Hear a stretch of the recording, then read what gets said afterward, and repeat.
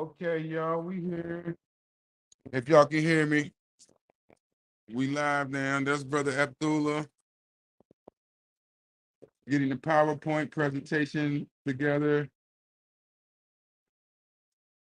That's the podium over there.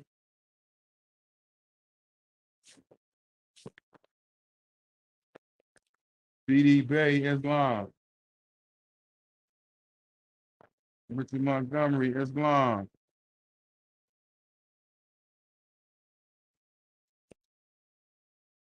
Nice view. See, this is the one that was already scheduled. So if you want to, you can really, you can really go out of that one and just join this one.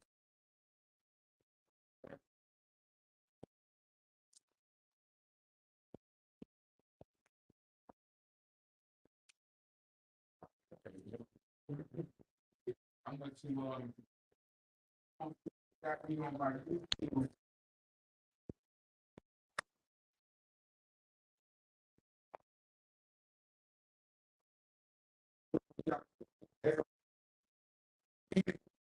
yeah, happy holy day. Yeah, that's my guy. Happy holy day. Glad to see you on the boat. To go see. He's so fine. Yeah, we'll obey me here. Ah, please.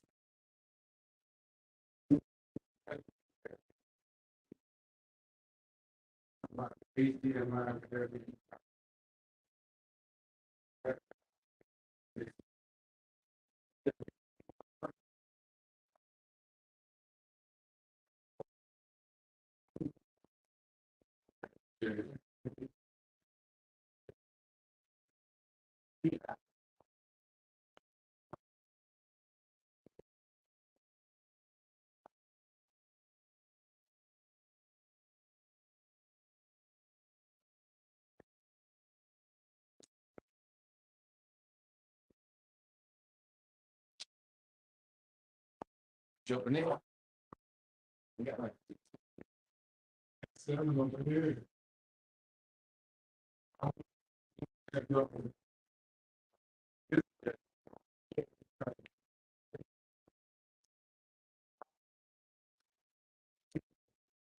Right.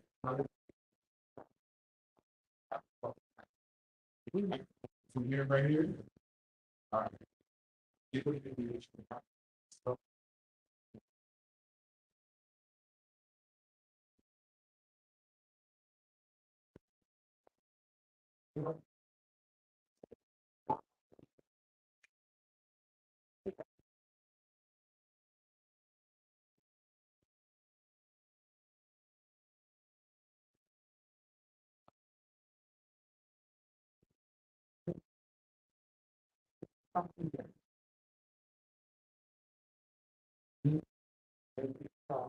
Right here, y'all, like that. Those speakers like that.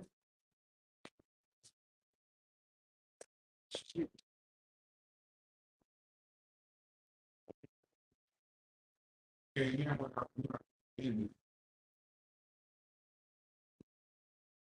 Facebook.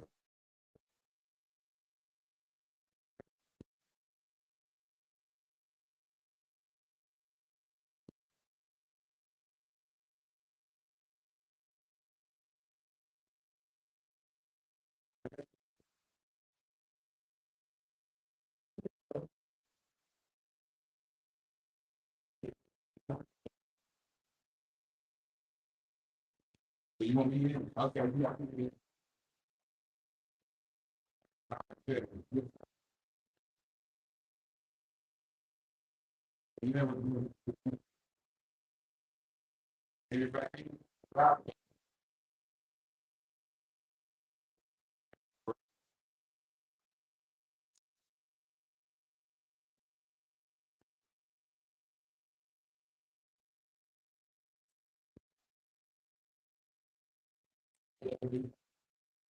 You got this thing working yet?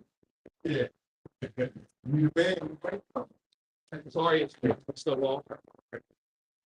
First thing I want to do is I'm gonna look up my computer to see if mine works.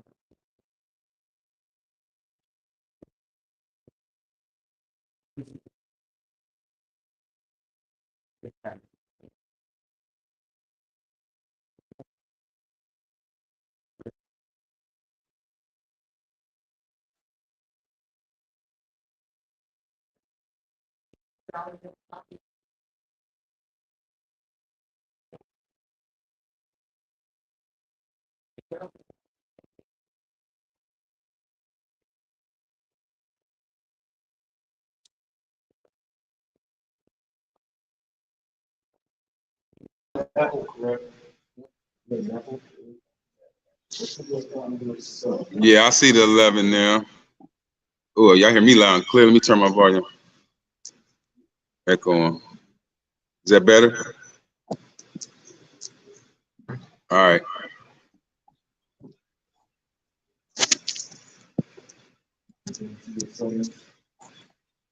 Y'all hear me?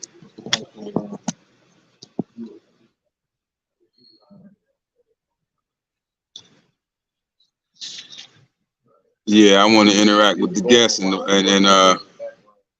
give them a slight apology for the delay.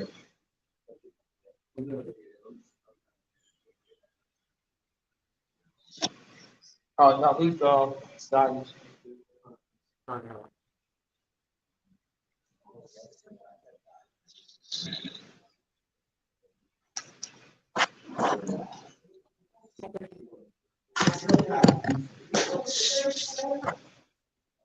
Everything else up. Yeah, y'all get me good.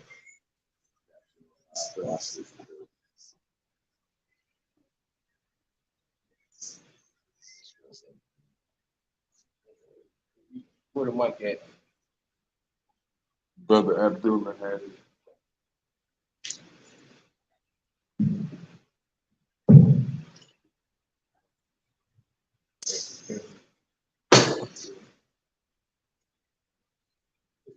But you hear you paramedic for this guy in case he falls? Okay. I don't know, man. I stayed the Holiday Inn last night. Yes, sir. Yeah. The Holiday Inn make you feel good. You got this thing on. Peace. Everyone hear this? Yes, sir. Mic check. That's picking up right here too. It's not picking up the screen. It could be. Exactly.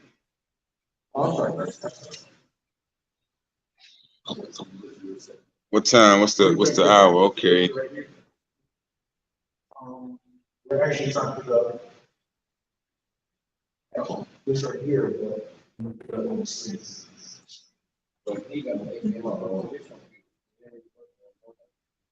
is just about.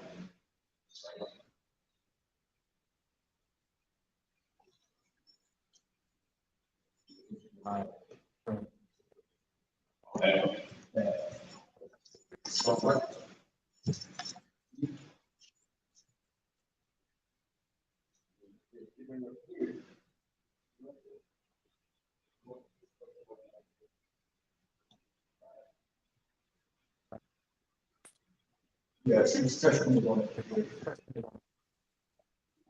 So you still here.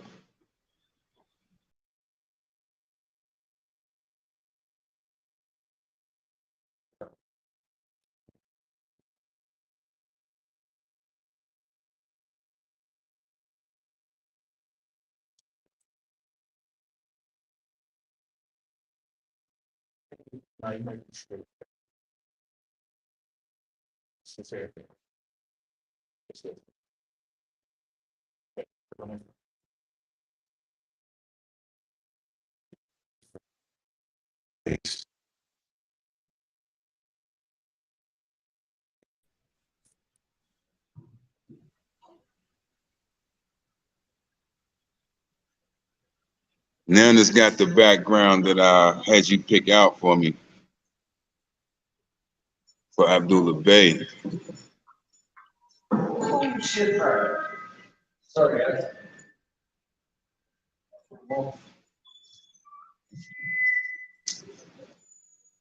But nothing is showing to the front though. You got me on that screen, but they not seeing nothing on the front, are they? See, like you got multiple panels. Now you got the same panel I got. This is control panel. 7 o'clock, God hour. This is the only thing they see. They're not seeing all of it. Right, but if I turn the camera, then they would be able to see the event instead of me. That's what I'm saying. They want to see the speaker. Right here. That's on yours. That's on a different screen. That's coming from your other comment. One of the That's on that. okay. Oh, no, you good. You good. You should be good. That's the camera for the speaker. See, whatever you did, you switched it to that camera. Yeah. Now, see, that's what I'm looking at now. What? See, you controlling everything. Yeah, you got a mean hookup. But see, I'm still here. Yeah. That's good. You should be able to see that. All right. That's perfect. Yeah. Because this is what everybody else. So that's what everybody else sees. That's what I want, and I just want to be here in the little box. I'm good with that. Yeah, you good until he actually brings you up with one of these controls here. Okay. So you good. Oh, that's excellent. Gratitude, brother.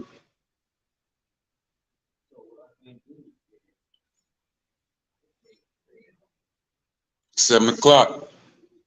I like to definitely be going now. Let me see. Man.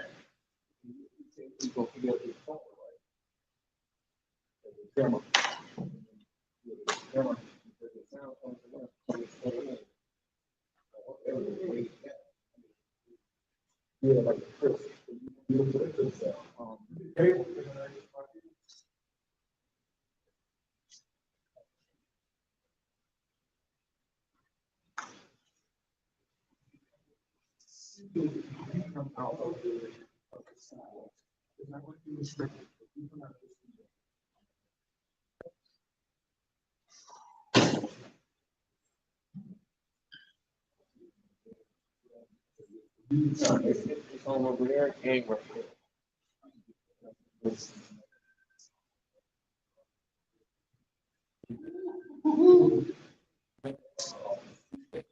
All right, y'all. Where y'all at? Okay. All right. Antonio Maddox, peace. I don't have no new comments. I don't think nobody on here with me. I'm about to give y'all a little bit of something while they.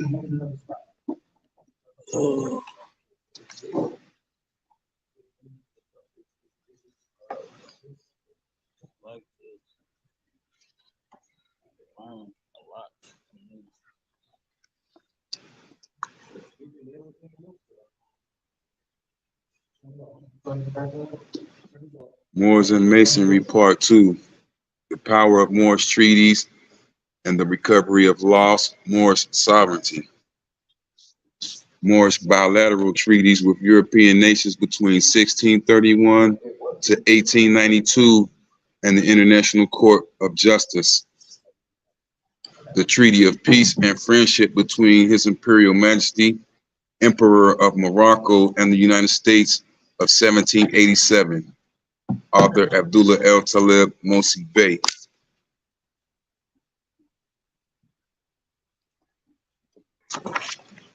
Mission statement: to increase and disseminate historical and cultural knowledge of the indigenous peoples of North America. So tonight,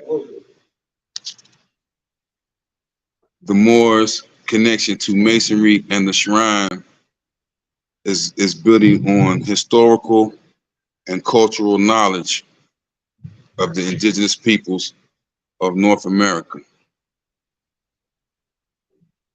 Moors and Masonry Part 2, the power of Moorish treaties and the recovery of lost Moorish sovereignty.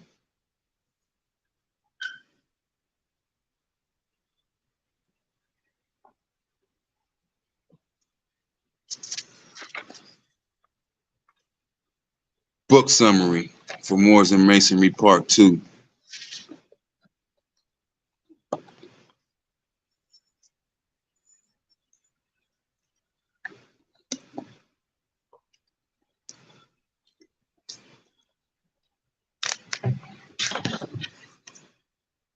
Summary. Moors and Masonry Part 2 analyzes the diplomatic and treaty relations between the Moroccan Empire and the United States of 1777 and 1815 in the context of extensive diplomatic and treaty relations, military engagements, captivity, ransom payments, annual tribute payments that the Moroccan Empire engaged with France, England / Great Britain, the Netherlands / Dutch Republic, Sweden, Spain, Portugal, Denmark, Sardinia, Belgium, and the United States during the 1600s, 1700s, and 1800s. The book also examines the period of over 100 years of Moors attempting to recover lost Moor sovereignty and to bring the Moroccan Empire out of her 200-year period of temporary political extinction, disintegration, collapse due to European conquest and colonization by using the United States Constitution and laws, United States departments and agencies, and United States courts. I repeat, the book also examines the period of over 100 years of Moors attempting to recover lost Moors sovereignty and to bring the Moroccan Empire out of her 200-year period of temporary political extinction, disintegration, collapse due to European conquest and colonization by using the United States Constitution and laws, United States departments and agencies, and United States courts. The reader will come to learn that this approach is erroneous and misdirection and not in harmony with the principles of law of nations, public international law, with regards to the recovery of lost Moorish national sovereignty, the restoration of Moorish statehood, succession, change of sovereignty, and re-entering the international community of nations as an old and original state under the principles of reversions to sovereignty and post-millennium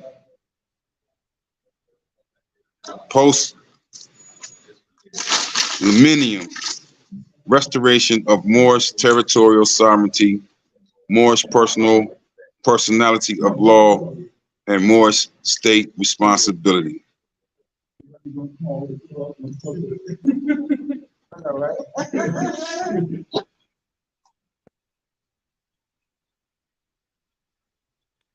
Yeah, this one is deep here.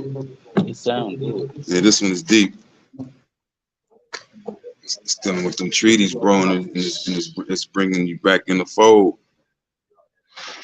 You got your presidents right here on page 190. George Washington letter to the Emperor of Morocco.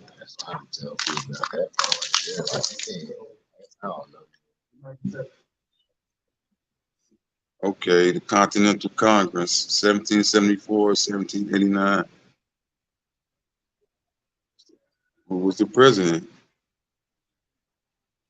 Peyton Randolph. Peyton Randolph. They don't know. Letters of Delegates to Congress, 1774, 1789.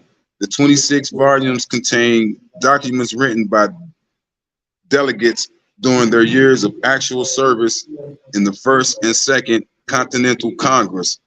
The huge volume of work builds on an earlier 8-volume edition of letters of members of the Continental Congress, edited by Edmund C. Burnett.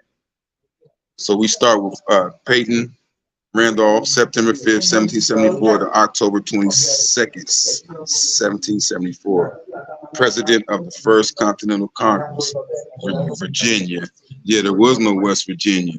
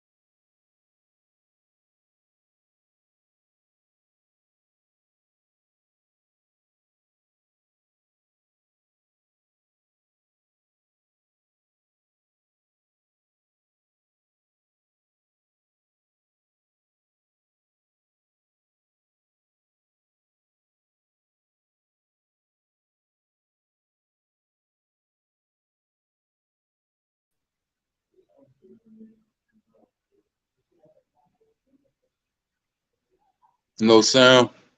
What about me? I got 15 in the audience. Somebody give me a thumbs up if y'all can hear me.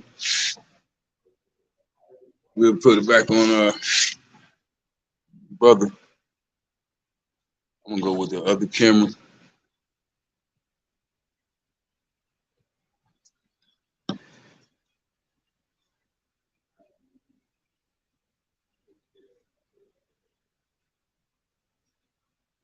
They said we can hear. Somebody else say something. Richard Montgomery gave me a mic check.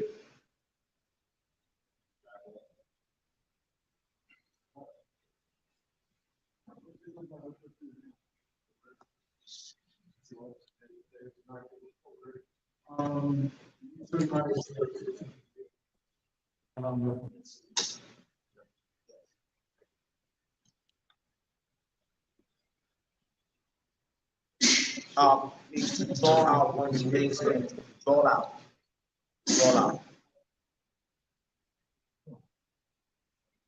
Yes, so the DUC means leave or draw, prefix, out. Drawn out, drawn out when you make ability. Yes. Oh, we got a second.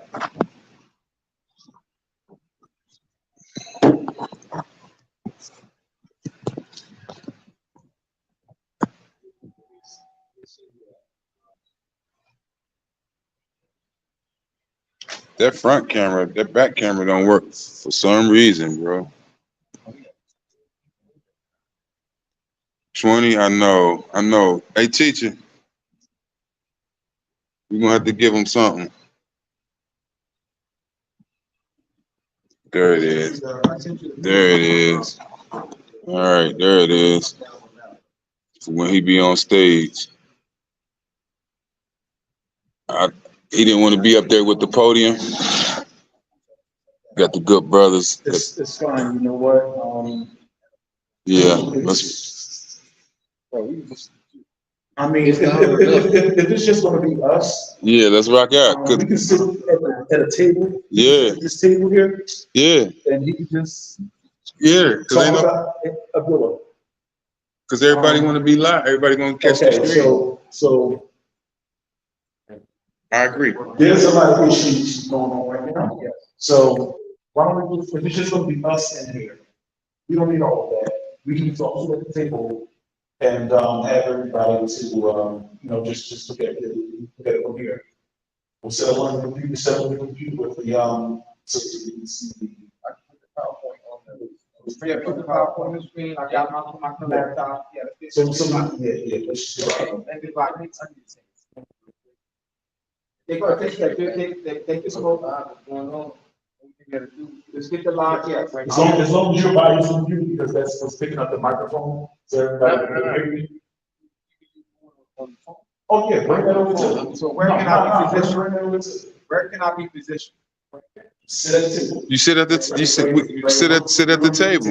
Sit at that table. Yes, we're gonna be at the table. Yeah, we go. No one is here. All right. I mean, you can stand up and talk if you want to, because I'm not gonna be. No, I can sit at the table and read. Okay, Sit at the table and they'll be able to see me live. absolutely. That's all. Yeah. That's right. All right. All right.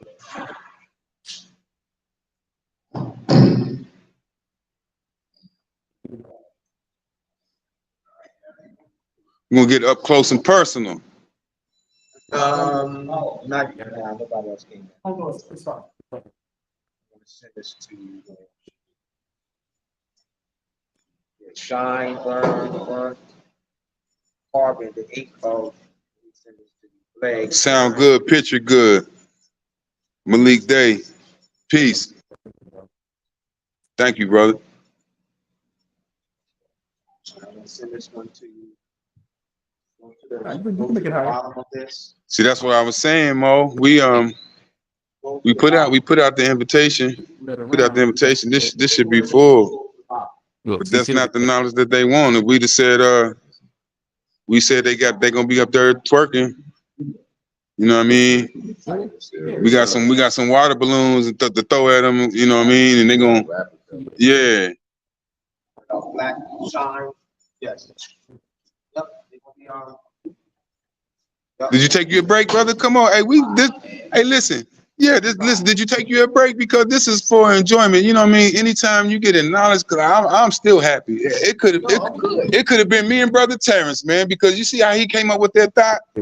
So that's the thought is the cause of it all. The thought is the cause of it all. So as long as you keep them positive, we good, man. I'm good. The two closest people. And you teach us something else, bro. Yeah, he's fine. Yeah, he's fine. He's fine for real. As soon as he said he was coming down here, it's my opportunity, yo. Do this. That's my guy. That's my guy, man. I only felt it through Instagram. I gotta open my junk back up. I only felt it through Instagram. I said, I can't wait. I gotta open my IG back up. Hey, we gonna bring. All right, we got a treat. We got a treat though. Look at Giant 100. My Facebook Live. He was on a minute ago. That don't be in Abdullah.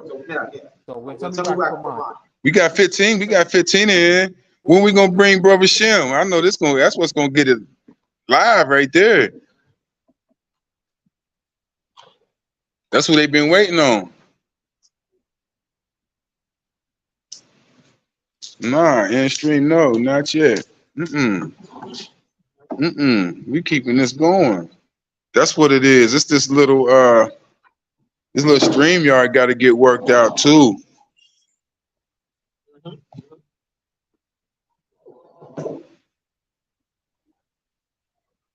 Yes. Meeting of the minds.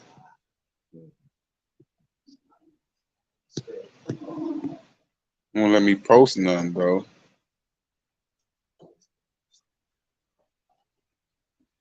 Oh no, my laptop. No, I'm talking about my folder, my laptop, my phone. I go Facebook Live too.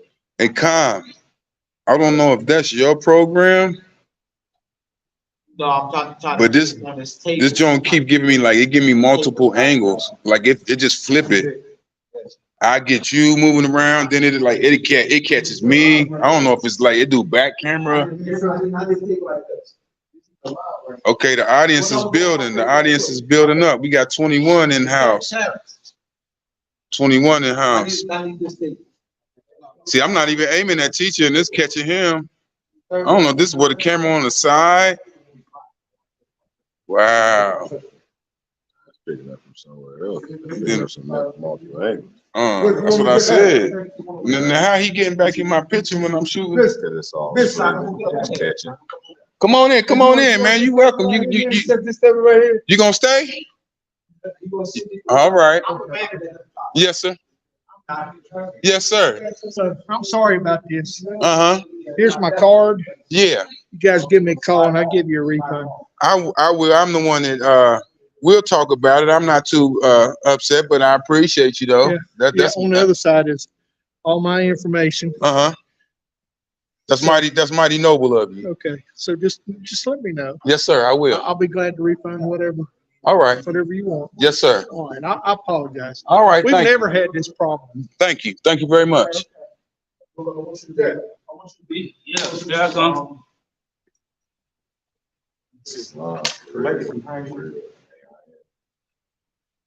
Technical difficulty. You got to do it at the table, fam. Y'all trust me. I'm taking notes, fam. Bro, it's right here. We gonna be here. Yes. Right here. Okay, so let's see what your face will be like. Probably on that side. So right yeah, we're gonna put over here. Yeah. Table. Oh yeah, just put it, yeah. I got you. I just need to stand. I need to put the stand on if my phone can be placed on. Yeah. Place my phone on.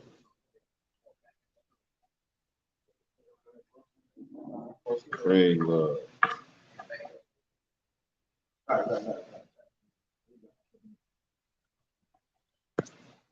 Are we going to be facing? Got to turn, you gotta put it there too. They done found a novel to deal with, man. They locked in, literally, man.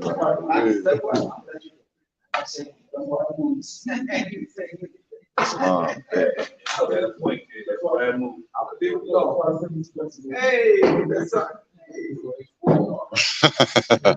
Just look at it. Both will be on. I have both. I'll be facing both. That's why I have both ways of both are facing. It's long it is. So I gotta do this, I gotta do this. So put it over there. Yeah, for all y'all that you know, wish to have guests or speakers come, you seeing a little bit of the toil that goes in with it. Yeah, that's part of the toil. Yeah, we probably didn't prep proper planning. Proper planning prevents poor performance. Yeah.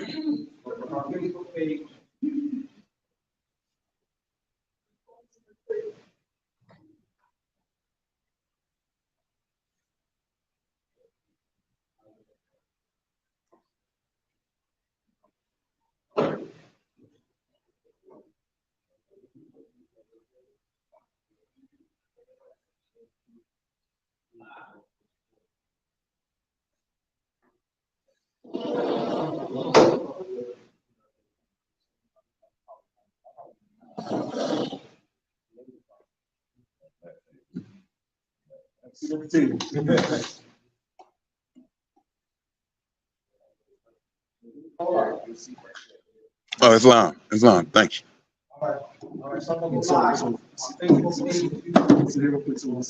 Okay. All right. How everything's gonna look. All right. All right, I can just send it first. That's fine. Yeah, YouTube, the link. All right. Oh, sure. Yeah, it'll still be. Okay. Gotta improvise. All right. On the podcast. That's what we about to. Yeah, Yeah, we need to. That's what it turned into. Now, A real live one. should be full. Be around a man who really gonna put on We work gotta, too. we improvise. Facts. Facts. I tell people this is really, I don't know, man. I say you gotta, like I said, I gave you what it takes to save a nation. Take it and save Take it, yourself. save yourself. You know, trying to help, but you really gotta, you know, get yourself right also. You gotta get yourself right first.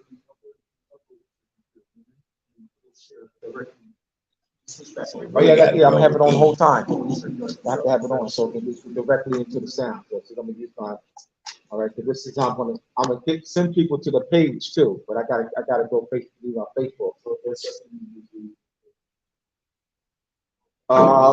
So the workers, they just left. The tech guys and the workers. What was the thing called? The Moore's connection to Masonry and the Shrine. The Moore's connection to Masonry and the Shrine.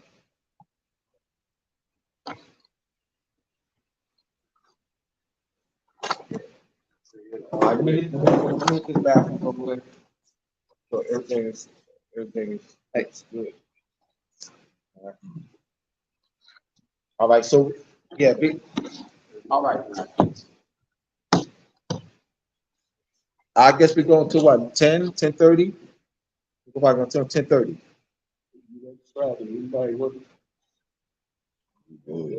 We fine. Yeah. All right, I'm gonna hang up. So I can go live live. All right, people. Right? Mhm. So all the sound is gonna be picked up through his device. Who here? Yes. So yours will sit right here in the middle, so it'll pick everybody at the table up. You got a battery pack? Battery pack. Yeah. And he got a battery pack. See if he got an extra. I got one in the car. I got a cord in the car. All right. Just put yours up too. You want me to turn the camera back around to No, I ain't even got your camera in there. Okay. It's already on all three of y'all. So we just using this basically for volume, the sound. That's live. All right. Intermission, y'all. Intermission.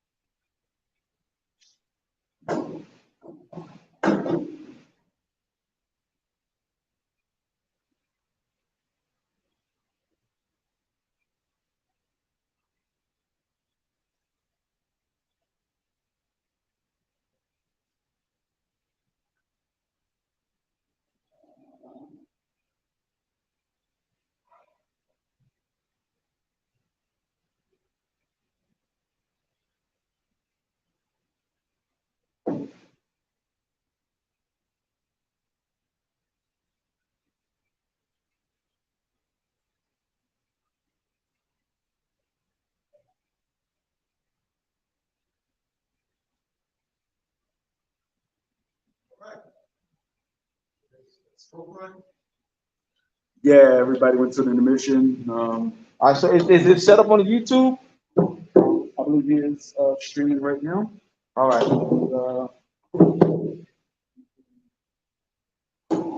No. Sit in front of your computer. No. Sit in front of your computer. But you can look over here too. I got you right here. All right, but I don't. I'll set you up. I'm gonna lie. Yeah, I'm gonna hit the line. I'm gonna set it up. Oh, yeah, turn it the other way. That's what it was. All right, that's what. Yeah. So, all right. So I can just look at. look where I look. Yeah, look. These are other people just sitting around you. Okay, you're gonna have brothers right there, so you're gonna be looking at them. You're gonna be looking at everybody. So you don't have to just face this. You don't have to just Right. So you good. All right. So when we get come back in, I'll be able to. I'll hit the live. Oh boy, hour and a half later. Yeah. It's I know we'd like to come in and do everything the day before, so we don't have issues. But such as this, because we would have found that out ahead of time. So yeah, that was. We'll be good. No, we can. You know what? We'll be good. Improvise and I'm just gonna focus on where we at right now. So that's going to be that's all. It's going to be a good message. That's all I'm gonna do. That's all I can do.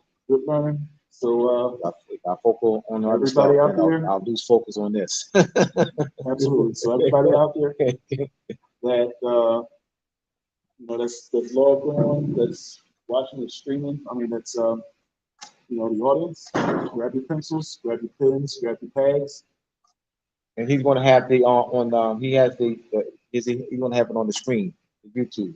Yes. So I had him to upload it. So he'll have that, so everybody else will be able to see the PowerPoint. All right. So see my clothes. Just waiting for them to come on in. All right, let me go live.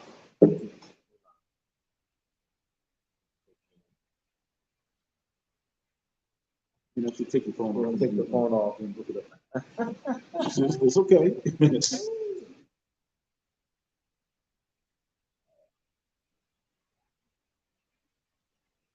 What's your battery power looking like I got this. on your computer? Yeah, I'm gonna need the port. I'm gonna need it. Not now. I don't need it now, but somehow I may go try to set it up now. So, but I need it. Yeah, but I don't need it now.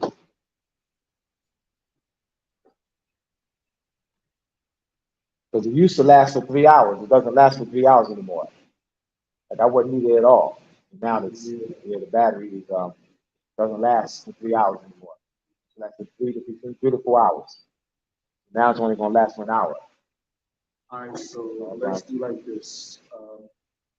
Email it to me. Email you what? Can you email me the PowerPoint? Yeah, I'm gonna do that now. All right.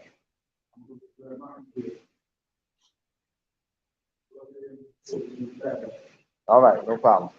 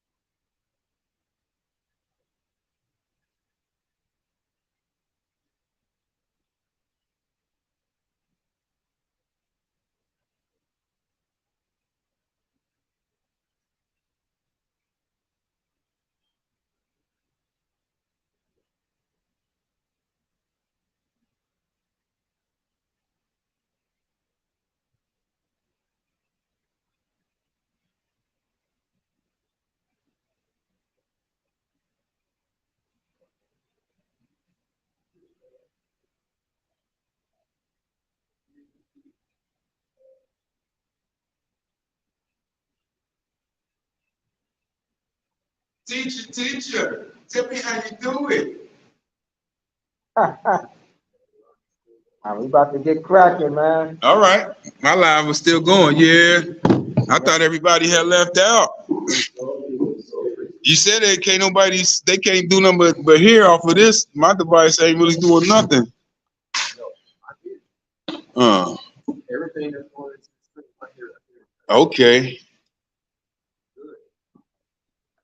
It's the second one I sent you to. I'm just here for the host. This is brother Abdullah. Peace, everyone. Peace, everyone. All right. We've had some technical difficulties. All right. You can go to click on the link that's pinned. It'll take you to the YouTube page. All right. The link will take you to the link that's on this page.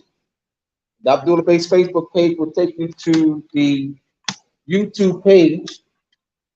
All right, so I'm gonna be coming live in from this channel here. Had some technical difficulties, all right? I thank you for your support. All right, so let me know when we're ready. We set everything up on the. All right, this is we at the Benny Temple. It's one of the 227 ancient Arabic order of the nobles of the Mystic Shrine Temple. This is in Charleston, West Virginia. The ancient Arabic order of the nobles of the Mystic Shrine was established in 1872. There's now 227 shrine temples that's now known as Shrine International. That's the Europeans. You have the ancient Egyptian Arabic order of the nobles of the Mystic Shrine. That's the Prince Hall that's established 20 years later, in 1892. That's the brothers. They're called the Prince Hall Shriners. So the Prince Hall Shriners are the brothers, and the Europeans are known as the ancient Arabic order of the nobles of the Mystic Shrine. The brothers are known as the ancient Egyptian Arabic order of the nobles of the Mystic Shrine. The names of the shrine temples for the Shriners International and the Prince Hall Shriners are in Moors and Masonry Part 2. All the names are listed and the locations. We also have the Mystic Order of the Veiled Prophet of the Enchanted Realm. There's 150 of them in the United States jurisdiction. Those names are in Moors and Masonry Part 2 and their location. The political jurisdiction. The political jurisdiction, all right? Would be location, right? New Jersey is not a location. And then Virginia is not a location. Location means place. So Virginia is not a place. Virginia is a political jurisdiction, all right? And so they have the Virginia colony.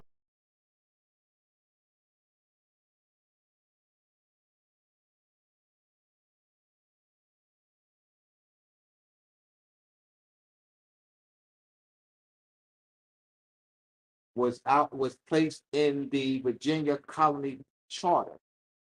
Virginia State, by virtue of Article 1 of the definitive peace treaty between Great Britain and the United States, was His Britannic Majesty relinquished to Virginia State. So Virginia State is assuming rights under the charter. So the Virginia State, West Virginia, and Virginia are assuming rights under the Virginia Colony Charter via Article 1 of the definitive peace treaty between Great Britain and the United States. So Virginia is not a place, it's a survey, it's a political zone, it's a British political zone that was surveyed under the authority of the British Crown and placed in the Virginia Colony Charter. So Virginia is not a place. All right. So let's understand the difference between geography and political jurisdictions. All right.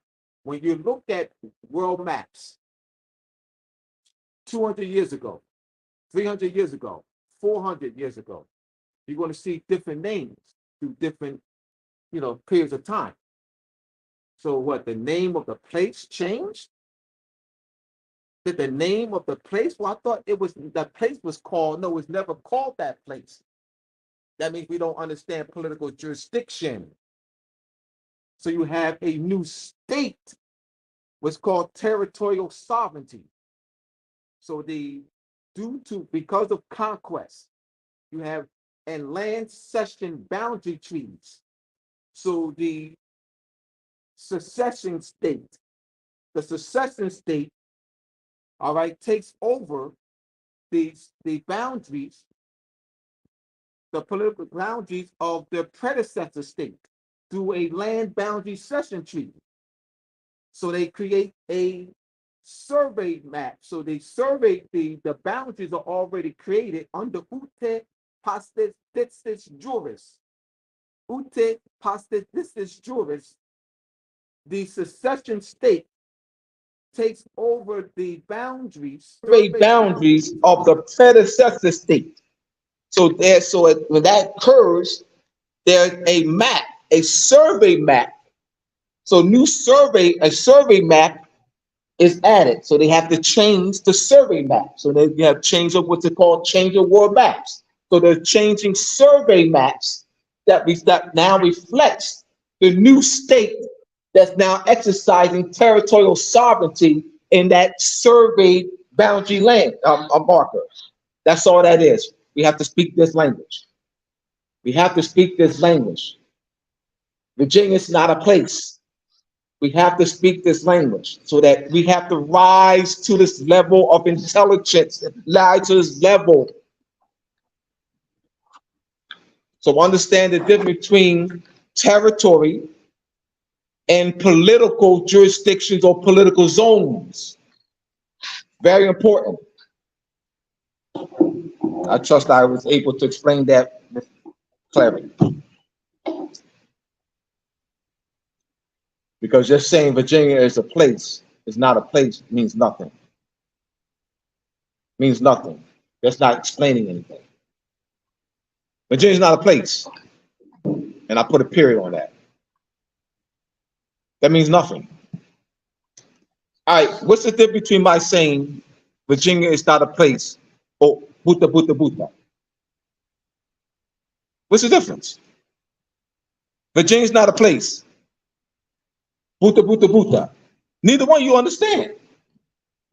What's the, I mean, this bill follow me. I said buta buta buta. Virginia is not a place. You don't understand neither one. So it has to be explained. That's my point. That's why I do the buta buta buta, to make my point of what's the difference. If you don't break stuff down, they're not going to understand it anyway. So I may as well say buta buta buta. I don't understand buta buta buta. You don't understand my saying Virginia is not a place either.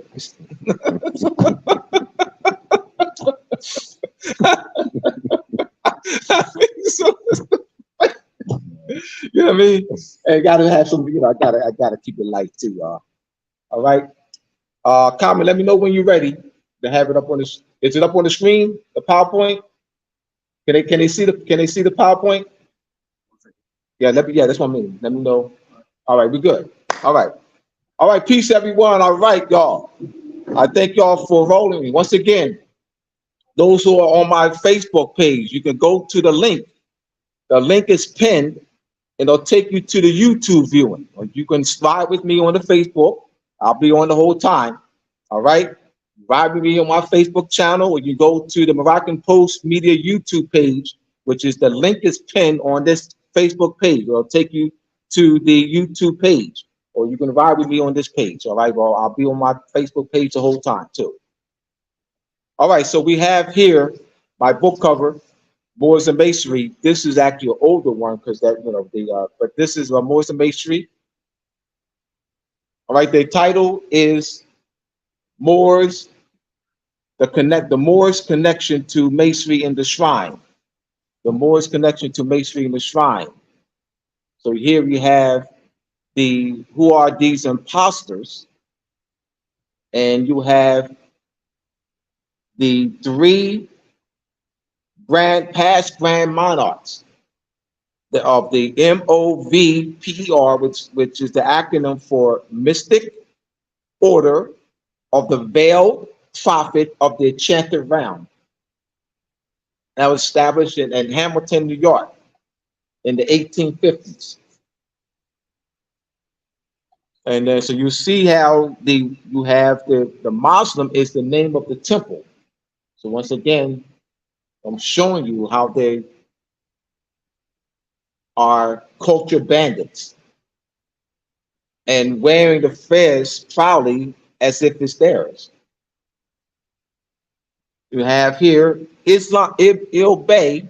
The Il-Bay temple is in Illinois or Iowa. And you have here the Islam temple, and then here you have a past imperial potentate of the Morocco temple.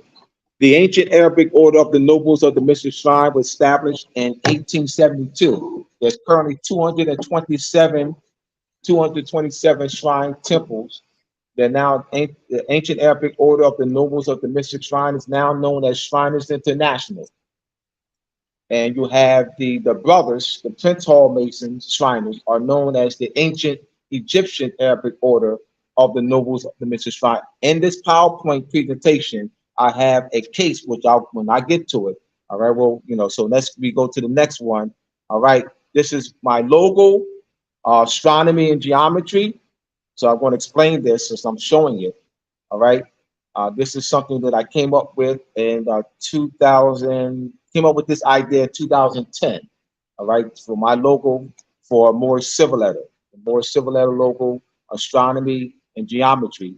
And here on the left side you have the pi. All right, on the right you have 5. All right, so you have 3.15, and you have 5 1.618. All right, let me start with the 5 here. 1.618, or it's known as the divine proportion or golden mean. And the 1.618, there's a book called by Swala de Lubitz, Temple and Man, written by Swala de Lubitz.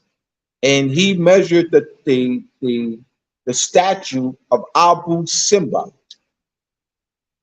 And in his measuring the statue using 5, the divine proportion, the golden mean, 1.618, he observed through his measurements of the proportion of the body that the measurements were in direct proportion to cosmic cycles, to the measurement of the universe. So our ancestors encoded through measurements of statues, through measurements of cities, what's called metrology. Metrology deals with long distance measures. Let me explain that. So if you want to encode the moon, the number of the moon, the distance, they say the diameter and radius. So we're going to start with the radius of the moon in miles. 1,080 miles is the radius of the moon. So you would have 2 buildings that'll be 180 feet, or 1,080 feet apart, or 108 feet apart. You can fractalize it. You move that last 0. It'll be either 180 feet apart, 108 feet, or 108. All right, or you do 1,080, and that is an encoding of the radius of the moon. The diameter of the moon is 2,160, which is what? An age. So the radius, the diameter of the moon, 2,160, is an age. So you begin to see these numbers. There's this divine intelligence of the universe. So our ancestors unlocked this knowledge through observation and divine intelligence, and we encoded that through the measurements of cities and the measurements of statues. So this is ancient knowledge here. So the compass and square with the G in the middle symbolizes that. The G is geometry. Geometry, I'm only because I have this here, I have to explain it. Geometry is the blueprint of creation. So to study creation, you use geometry. You have what's called rose windows on churches, mosques, and synagogue. I'll show you that's one culture, one religion. You have what's called the different, you'll see different stained glass windows and different shapes, all right? That's sound. As I'm speaking, shapes are being formed. There's instruments that can be used, infrared light, that can see the shapes that are being formed through sound. So we use sound for healing. So that knowledge of the different sound frequency is encoded in church windows, mosque and synagogue windows. The masses of people don't know what they're looking at. They just, it looks good. Oh man, look how beautiful that is. Oh, so great and beautiful. They don't know the science. It's sound of healing frozen. Because sound gives off what? A shape. So we gotta get out of the worshiping and get into the knowledge. We worship because we lack knowledge. That's why. You can't tap in and say there's no power in that. There's no power in worshiping. There's no power in prayer. You're praying for what? Where's the power at? Well, Abdullah don't know what you're talking about. What do you mean there's no power in prayer? No problem. No problem. So I don't know what I'm talking about. No power in prayer. Y'all don't know what I'm talking about? Why are we still marching then? Ain't no one prays more than Moors classified as black, Negro, and colored. If there is power in the prayer, you don't need to sit down and explain anything to me. I'm observing. You say there's power in prayer. That's it. I'm observing. We still marching. Still getting our ass kicked. Still getting beat down by the cops. They bombed our cities, Rosewood and Black Wall Street. You know what I mean? So if there's power in prayer, like you don't need to say that it is. Just I'm observing. Just observe. I need to observe. I don't need to tell me anything. Where's the power at? Where is the proof that there's power in prayer? Still getting our ass whipped. Still getting beat down by the cops. They bombed our cities, about 50, 60 of them.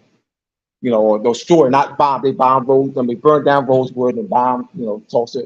All right, and they, finagled and got us out of all these towns we had in the 1800s, and early 1900s, and all right, they put stick dogs on us and they hose us down, and all right, we still marching and praying for rights and stuff, and so where's the power? Where's the power at? Like we've been played. All right, so let me move on here. All right, so we have here my website, mooresandmasonry.org. Mooresandmasonry.org. You can get my books, Moors and Masonry, Moors and Masonry Part 1, Moors and Masonry Part 2, How Her Venus and Moon Rule, Etymology and Vocabulary, Etymology and Vocabulary Supplementary 1, Illuminati and Illumination of the Mind, right? mooresandmasonry.org. All right. So we have going to the title of the lecture, once again, the Moors connection to Masonry and the Shrine. The Moors connection to Masonry and the Shrine. So let's continue here. The forgotten Moorish power and the burial of the Moorish nationality. Forgotten, what is that forgotten Moorish power? All right. Now, Moors and Masonry, part 1 is a history book. Now, most people are not, who have not read the book will not know that. All right. And what do I chronicle? It's Moorish power. Now, we often will have conscious Moors will make the claim that the slave trade didn't happen. Now, I would not say it like that. Like, I wouldn't say it like that. I would, let me help y'all out. Just come with a different angle. Give the audience or the person to which you're speaking information, some points of Moorish power. Were you aware that the Moors seized European ships during the 15, 16, 1700s? Where are that? Were you aware that Moors captured European? Were you aware of the Trinitarian and Mercedarian? The Trinitarian was established in 1198, and the Mercedarian was established in 1218. And these are two major captivity orders that was established for the sole purpose of raising money to get more Europeans out of Moorish captivity. Were you aware of that? Were you aware that Moors captured hundreds of thousands of Europeans from the 1200 to 1800? So you have this transatlantic slave trade, Spain and France and Portugal and the Dutch and England during the 15 and 1600s. So that gives the picture. Let's paint this picture that they tell us. What does that imply? That we were not in power. That in order to get this transport 12 million, in order for the Spain and France and Portugal and the Netherlands and England to take 12 million of us out of the continent of Africa and go back and forth for 300 years. 300 years. That is a what? Position of power. That's a position of power of Spain, France, England, the Netherlands, the Dutch Republic. Oh, but when you dig, as in go to Moors Masonry Part 1, you see this tremendous Moorish power and Ottoman power. You begin to read and see the evidence that the Moors were in power during that time period. God, wow, how could... Then you start raising questions. You see the angle I'm coming from? You start raising questions or stimulating thought. Well, could that be possible? Could it be possible? How could it be when the Moroccan Empire and the Ottoman Empire, known as the Ottoman Empire, had control of the Mediterranean and the Atlantic, that they were seizing European ships? How could that be that France and Spain and England? So the picture that they paint is that we were not in power. Robert Davis, on the back of my book, Moors Masonry Part 1, The Enslavement of Europeans, doesn't fit the general theme of European world conquest and colonization, which is central to the scholarship in the early modern era. So the enslavement of European equals Moorish power. The enslavement of Europeans equals Moorish power. Because who enslaved the Europeans? The Moors. So what my point I'm making, my brothers and sisters, show them Moorish power. Once you make this claim that the slave trade didn't happen, you already have a long road to go to even getting people to listen to you. You're making these claims. Use tact where you're aware. Check this out. Look at this. Have them look at least one piece of evidence. Just one. Just give them something. Give them something to say, I didn't know that. Then once you say that, what else do you got? I didn't know that. The Moors had Europeans in slavery? I didn't know that. You mean that the Trinitarian and the Mercedarian was established over 600 years ago to raise money to get Europeans out of Moorish captivity? I was not aware of that. And that's what it reads. Go to look up the Trinitarian and Mercedarian. And you will look at the purpose of why they were established. To raise money to get Europeans out of Moorish captivity. It reads just that.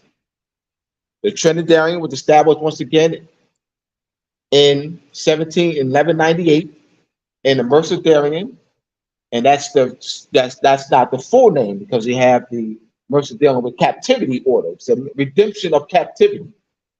And you see a picture of a European and a Moor. They have their logo changed. So they had that mission was you had Peter Lanasco. You had Peter Lanasco establish the Mercedarian, and the Matha established the Trinitarian. In fact, there's a high school, the Matha High School in Baltimore, named after him, the Matha, Jean de Matha, and they both used their finance. They both used their finance to initiate it, and then it had state funding because this was a major. You talk about major adventure. Remember, you got the Crusades, 1100s, starting in the late 1100s, the 1200s. So you have these Crusades, these series of wars. We're killing them, they're killing us. We're capturing them, they're capturing us. Also, you have what is the four Moors, the statue of the four Moors. Now, the statue of the four Moors is in Livorno, Livono, Livorno, Italy. So throughout the 1500s, now this is where, remember I said, they also captured us. We also captured them. You also had issues, you had negotiations where we exchanged them for us. So you had that negotiation going as well. But the statue of the four Moors, where four Moors are bounded and chained. Let me give you the history. Remember this, the statue doesn't exist outside of history. They don't just put a statue there of four Moors and Cosimo is at the top of the statue. They didn't just build this statue where there's no historical connection. Right? Throughout the 1500s, over 10,000 of us Moors were in bondage in Palermo and Livorno. That's why in Sicily, in Italy, they have dark hair and dark eyes. And that's why the statue of four Moors. So that was they called a huge captivity market where Moors were transported, where Moors were there and held in captivity. This is Livorno and Palermo. Those are two major ones in Italy during the 1500s. So the forgotten Moorish power. So you're looking at this Moorish history. So once you start just giving, my brothers and sisters, conscious Moors have to raise their level of knowledge so that we can be more effective in communicating with unconscious Moors. Conscious Moors don't know enough to communicate effectively with unconscious Moors. You have conscious Moors, once again, make this, slave trade didn't happen. Then they already stuck. They already stuck because they can't prove and nothing, and they can't, and they, they start mumbling and stuff. They don't have, all right, I ain't gonna get stuck. But one, I'm not gonna make that statement like that. I'm gonna come with a different way. All right, continuing. So now we're looking at here the names of Moor in Morocco. Let's look at the name of Moor in Morocco. The names Moor in Morocco as a focal point in European kingdoms, politics, and treaties. I'm on the next one. You see that? All right. The names Moor in Morocco as the focal point in European kingdoms, politics, treaties, trading, commerce, diplomatic, and consular relations between the 700s and 1800s. So you want to show that. You want to show that the names Moor in Morocco were predominant among European kingdoms, was predominant among European politics and treaty relations with Morocco, with commerce and diplomatic relations. Show that. So this whole, we ain't Moors and who are the Moors and all this busy stuff. You have to show evidence that the name Moor in Morocco was predominant among France, Aragon, Castile, France, England / Great Britain, Sweden, the Dutch Republic, and with wars and treaty negotiations and sending ambassadors and consuls relations. You have to show, we have to lay evidence down, lay evidence of our power. That means you have to have, this is where Moors and Masonry 1 comes in. This is why I did the research, because I know the power of literature. This is why I did the research. That's why I have references upon references. And Moors are not able, conscious Moors are not able to be effective in communicating with unconscious Moors or Abians because they have very little study and don't have evidence to support their claims. And the problem is, got a bunch of, they watch YouTube, they don't take notes, or they're parroting somebody, just parroting. It's a lot of parroting. So-and-so said, so-and-so said, so-and-so said, so-and-so said, so-and-so said. Not, instead of saying, according to this documentary evidence, according to this treaty, according to this correspondence from Queen Elizabeth in the 1500s, or King Charles I, or King Aragon and Castile, and documentary evidence and letters, according to this treaty cases, according to it's so-and-so said, so-and-so said. Now, I'm also going to get on the so-and-so too. So now I'm going to get on the so-and-so.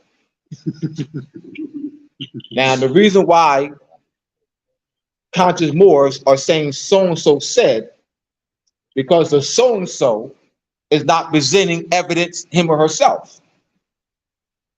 So the so-and-so, so I'm going to get on the so-and-so too now, criticizing the so-and-so. So if it's a so-and-so had the pattern of presenting documentary evidence throughout his or her presentations, then it would not be so and so said.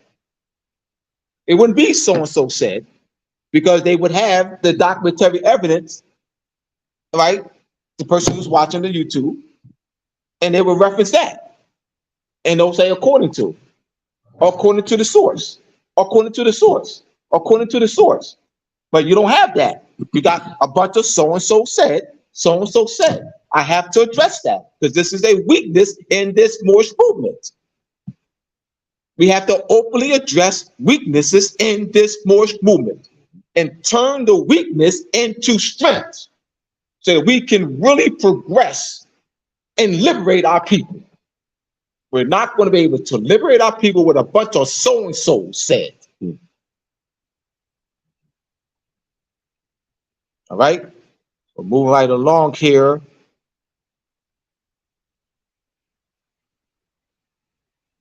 Now we have here from Moor to Blackamoor to Moor to Blackmore to Blackamoor to Black.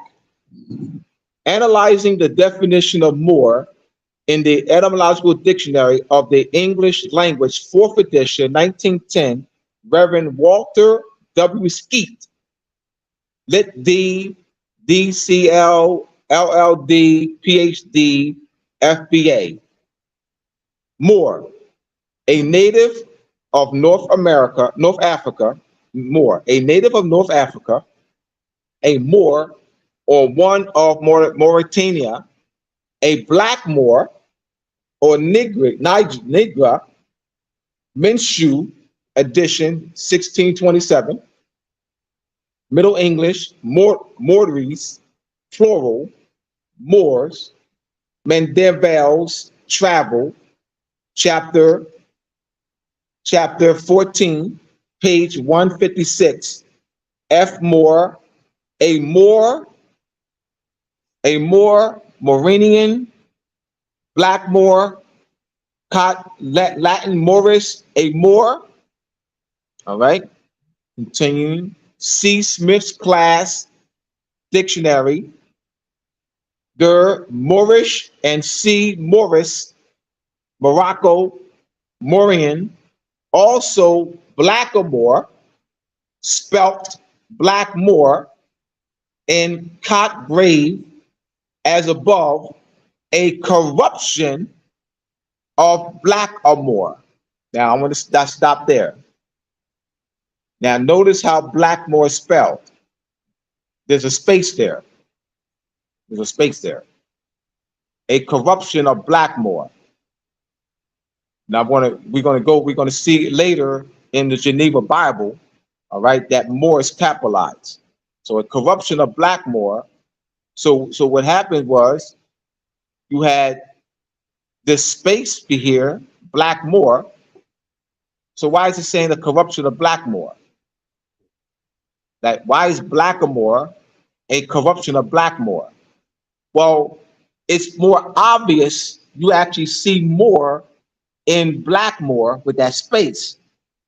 So this is a systematic burial here. See it as above, also spelled Blackmore. All right, so they actually placed it together. You see here how they now it was first separated, and then they actually placed it together. All right, and Beam, Fletcher, Mons, Thomas, Volume 2. All right. Then we have here Morris, Moro or Filipino.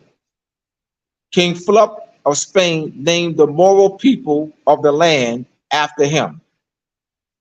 So Filipino, the name Filipino is King Philip's name. That's King Philip's name.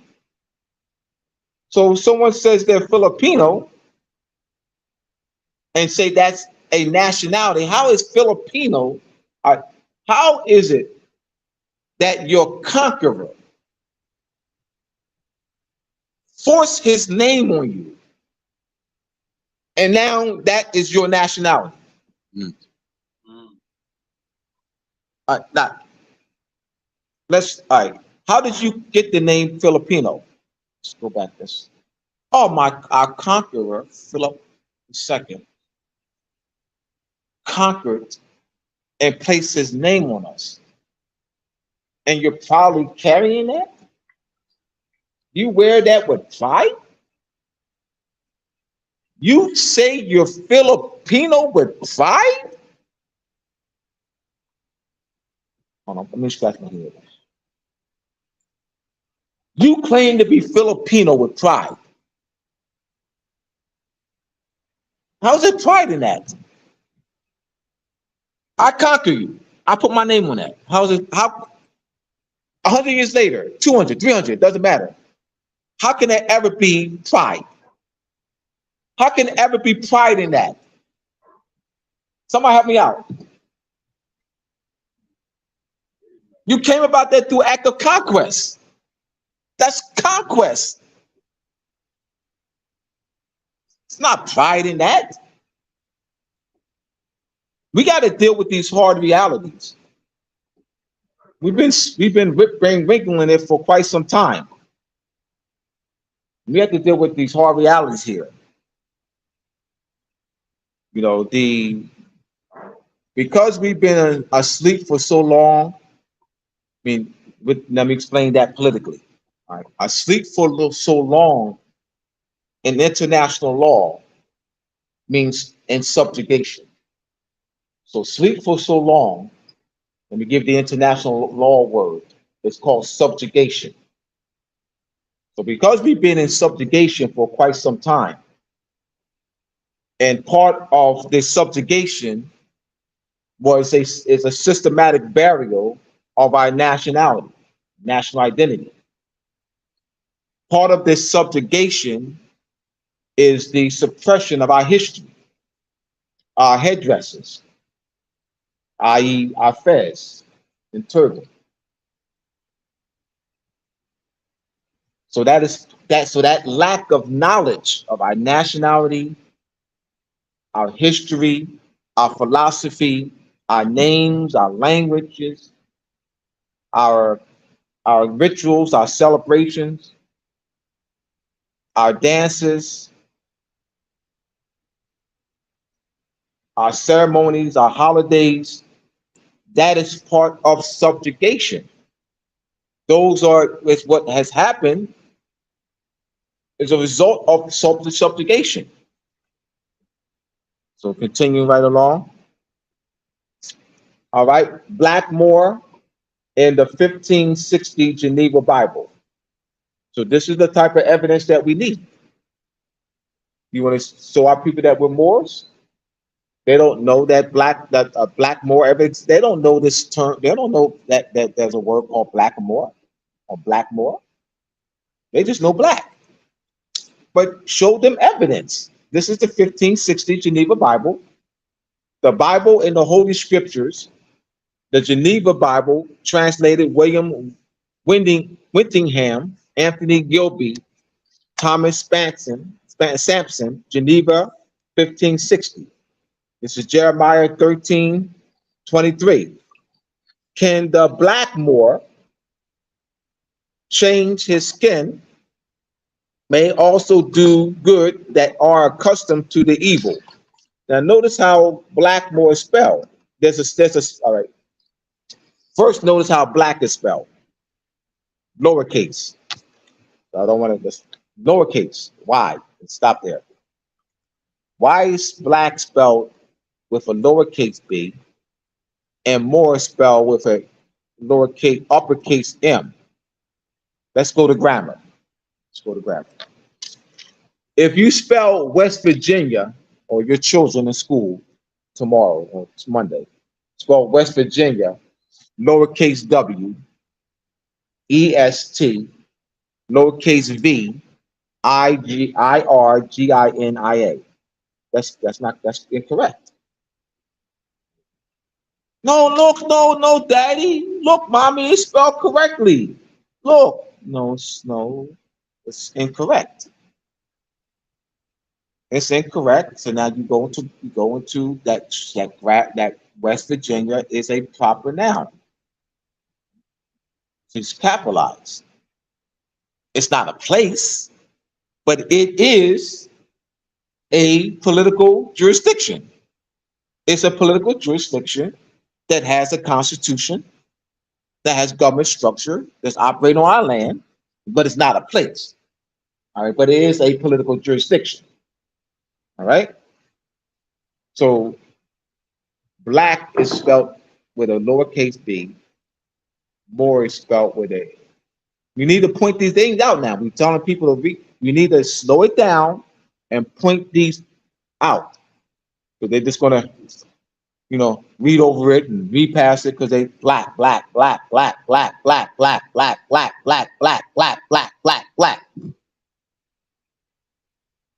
All right. Let's continue.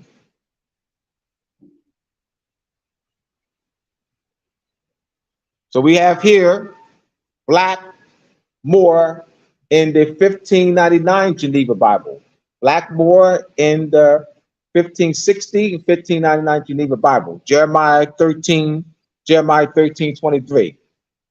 Can the blackmore, notice how, change his skin, or the leopard his spot, then may ye also do good. They are accustomed to do evil. So this is the same one that's in the but spelled with the more that spelling is more the Middle English spelling in the 1560 Geneva Bible has been put to the Middle English spelling, right? With some of the words, right? Like evil, EUIL, you had May, MAIYE, that's Middle English spelling, all right? So the 1560 has a lot of the Middle English spelling of the words. Right? So I need to offer that to you. Jeremiah 38:7. Now, when Ebed Melech ye Blackmore, one of the eunuchs which was in the king's house, heard that they had put Jeremiah in the dungeon, then the king sat in the gate of Benjamin. Now notice how Blackmore is spelled. Remember, notice there's a space there. It's not placed together. Because you can see more. All right. You have Blackmore and Blackamore. You can see more is more obvious in this structure. And black space more. More is more obvious. So I want to point this out so you can, what I'm pointing out is a systematic burial. A systematic burial where Blackmore, more is capitalized, so that makes it's this very obvious here, all right, that more is capitalized. But in black or more is not capitalized. A is placed between it. So it becomes less obvious, means it's a systematic burial. Notice it's 1599, so 1560 and 1599. I came here to teach today. Jeremiah 38:10. Then the king commanded Ebed Melech the Blackmore, saying, take from hence 30 men with thee, and take Jeremiah the prophet out of the dungeon before he died. Right? Jeremiah 39:16. Go and speak to Ebed Melech the Blackmore. Y'all can screenshot, shoot these. All right, go or get these dishes so y'all can use these to teach from. I'm modeling. This is a lesson. Just model this lesson. This is evidence. These are references. So this, those that can't. Oh, well, no. Well, no. No, yes. Go and speak. That's for those quote unquote black scholars. Those quote unquote black scholars who got these quote unquote black books. So all right. The quote unquote black scholars, they have their followership. They have their followers. So the quote unquote black followers are confident because they already have their followers, and they already have people bow to them and all this and all that. And think they know, they're great and all this and guru and all that crap. All right. But tell you what, they can't stand up against this. They can't stand up against these solid references. Stand on these solid references. I don't care who they are. Don't get all impressed. Don't even get impressed with me. I'm not greater than you. I'm not less than you either, but I'm not greater than you. I'm not less than you, nor am I greater than you. This is through study and discipline. That's all. We do the same thing. I'm not greater than you, but I'm not also less than you either. All right. I'll continue. Jeremiah 39:16. Go and speak to Ebed Melech, the Blackmore, saying, Thus saith the Lord of hosts, the God of Israel. Behold, I will bring my words upon this city for evil and not for good, and they shall be accomplished in that day before thee. Jeremiah 46:9. Come up, ye horses, and range ye chariot, and let the valiant men come forth, the Blackmores again, thou knows how it's spelled, and the Libyans that bear the shield, and Lydians that handle and bend the bow. Ezekiel 29:10. Behold, therefore I come upon thee and upon thy rivers, and I will make the land of Egypt utterly waste and desolate, for the tower of Syene, even unto the borders of the Blackmores. All right. So we're not Moors, right? But look at this, but this word exists, Blackmores. But we're not Moors. We're not Moors, we're black. Oh, I hear you, black, quote unquote, black scholar. You say we're not Moors, but we're black. So you're dismissing this use here, this usage. You're dismissing this usage in the 1599, 1516, 1599 Geneva Bible and other references, even with Blackamoor. You're dismissing that. You're dismissing Blackamoor.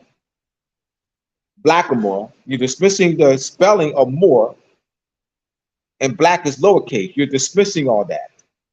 What's your agenda? Oh, you got black books you sell. People pay you $1,000, $2,000, $5,000 to speak. So that's your cash cow. Oh, that's what it is. So you have that, so you're gonna push that, so you don't care about the people. It's not caring about the people. It's not about truth. It's not about truth. It's about your pockets. So you've already cut a niche in that, black scholarship thing and the speaker engagement stuff. You already cut a niche in that. You're known for that. You're known for the black and the great black scholar and black this and black. You're known for that. All right. What we need, my brothers and sisters, let me speak to y'all. What I need is y'all to rise up. Y'all become scholars. I need y'all to become scholars. Don't look to those black whatever. Don't look to them. Look to yourself. They're not greater than you. They're not greater than you. We're studying discipline. We're studying discipline. They're not greater than you. I'm not greater than you. We're studying discipline. You can do it.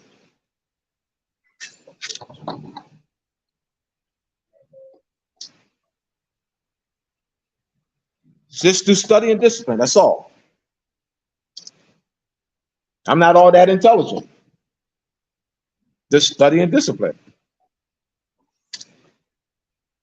Blackmore in the continuing, Jeremiah 38:12. And Ebed Melech, the Blackmore, said unto Jeremiah, put down these often rotten rags and worn on under thine arm holes between the cords, and Jeremiah did so. I just wanted to show you this, that you know that there are that the number of references that's in the Jeremiah, the Kingdom Geneva Bible. Now, what I don't have here, the King James Version.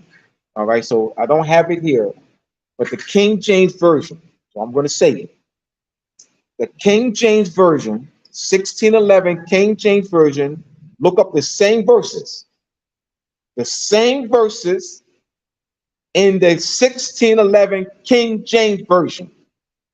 You want to see what, Terrence? Ethiopia. You're going to see Ethiopia. In the same verses that I gave you, that you have, look up the same verses in the 1611 King James Version. You're going to see Ethiopia. That is a what? Burial. So you didn't go, it didn't go from Blackmore to Blackamore. It went from Blackmore to Ethiopia. Why is that? And same verses now. Same verses. I need to offer that to you. I don't have it here, but you just look up the same verses. It's the same verses. You'll see Ethiopia. Use these as lessons. Why was Ethiopian replaced with Blackmore replaced with Ethiopian? You're talking about 1560 Geneva Bible, 1599 Geneva Bible. Then you have the 1611 King James Bible, Ethiopian. What's going on here? All right, continue right along. Blackmore used synonymously with Negro for 300 years, 1500 to 1800. The Oxford Dictionary of English Etymology, edited by C.T. Onions, with the assistance of G.W.S. Fredrickson and W.R.W. Birchfield. Negro, black man, blackamoor. Whoa, ain't that sound on? So you have here Negro, a black man, blackamoor. Oh yeah, that's something. So we're not Moors, we're not blackamoors, we're black. But they have here for Negro, black man, and blackamoor. We're not Moors, we're not black Moors, we're not blackamoors, we're just black. See that? Now, what's going on here? That's that, that burial here. This is why we need more conscious Moors teaching this.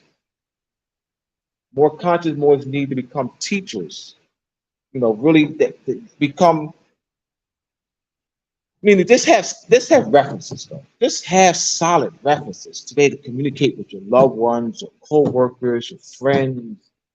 Let's have solid references. It's a bunch of this attack mode. We're not black, nigga, color black. We're not nigga, color black. And like you're attacking. Instead of teaching, we're attacking. We're not nigga, color black. No, show them that. Show them solid references.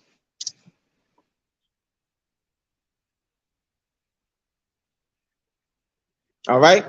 Once again, Blackmore substituted for Ethiopian in the 1611 King James Version. Same verses, y'all.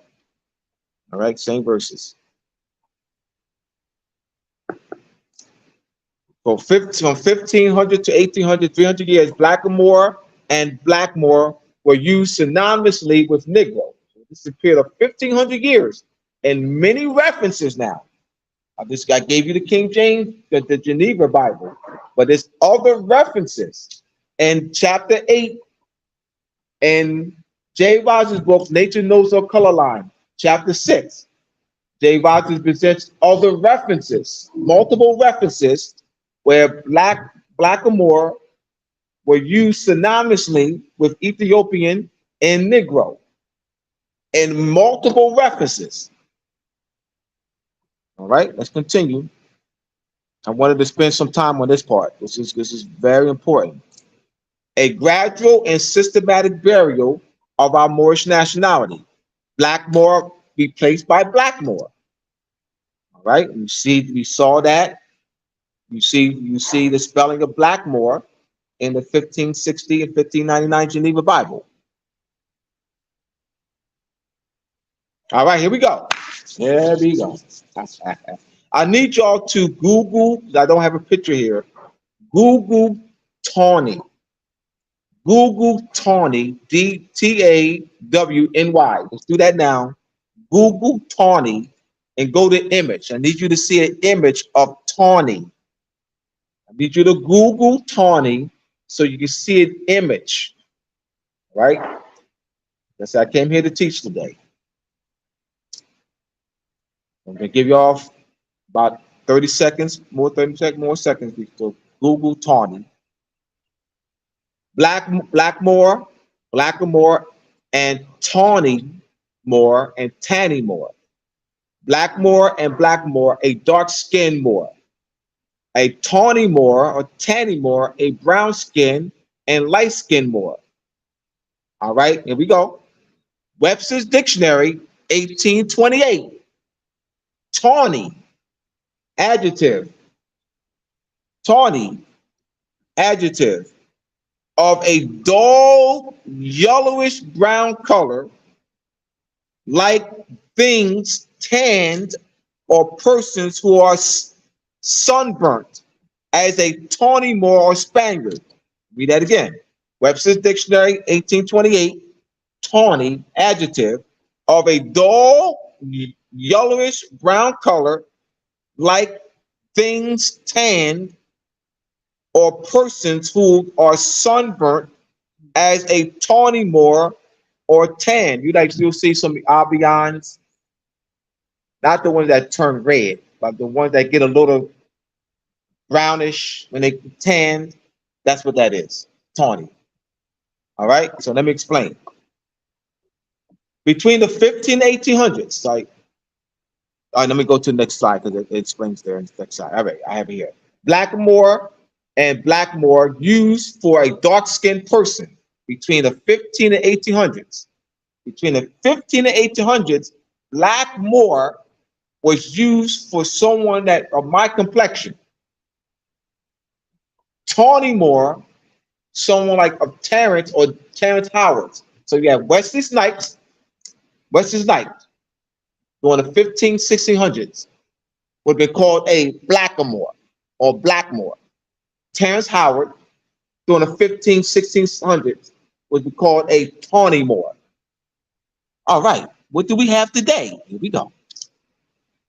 Blackmore and Blackamoor. Today, because of European social engineering and the systematic burial of our Moorish national origin, consanguinity, and nationality, it is common to hear people refer to dark-skinned persons like myself as a dark-skinned black person. Between the 15 and 1800s, it was common to refer to dark-skinned persons as a Blackmore and Blackamoor. All right, let's go continue. We have Tawny Moor, Tanny Moor. Today, because of European social engineering and the systematic burial of our national origin, consanguinity, nationality, it is common to hear people refer to brown-skinned and light-skinned person as a brown-skinned black person and a light-skinned black person.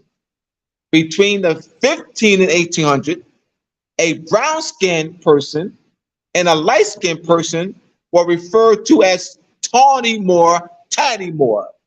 You see the burial?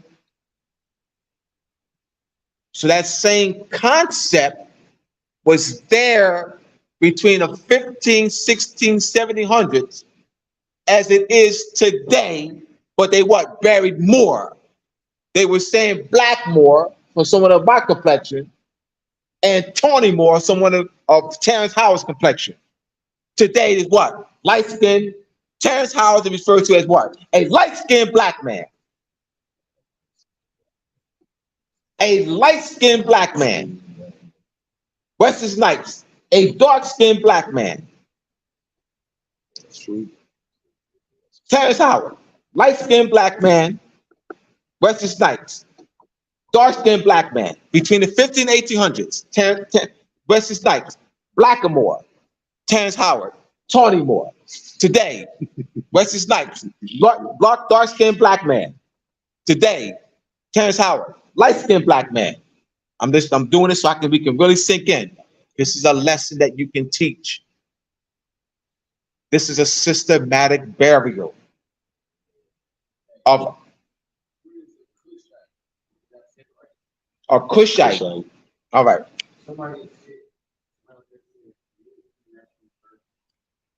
All right. Let me say this though. Let me say this. All right. It's important that we identify with our Moorish nationality. I'm not ducking. I'm gonna. What happens is,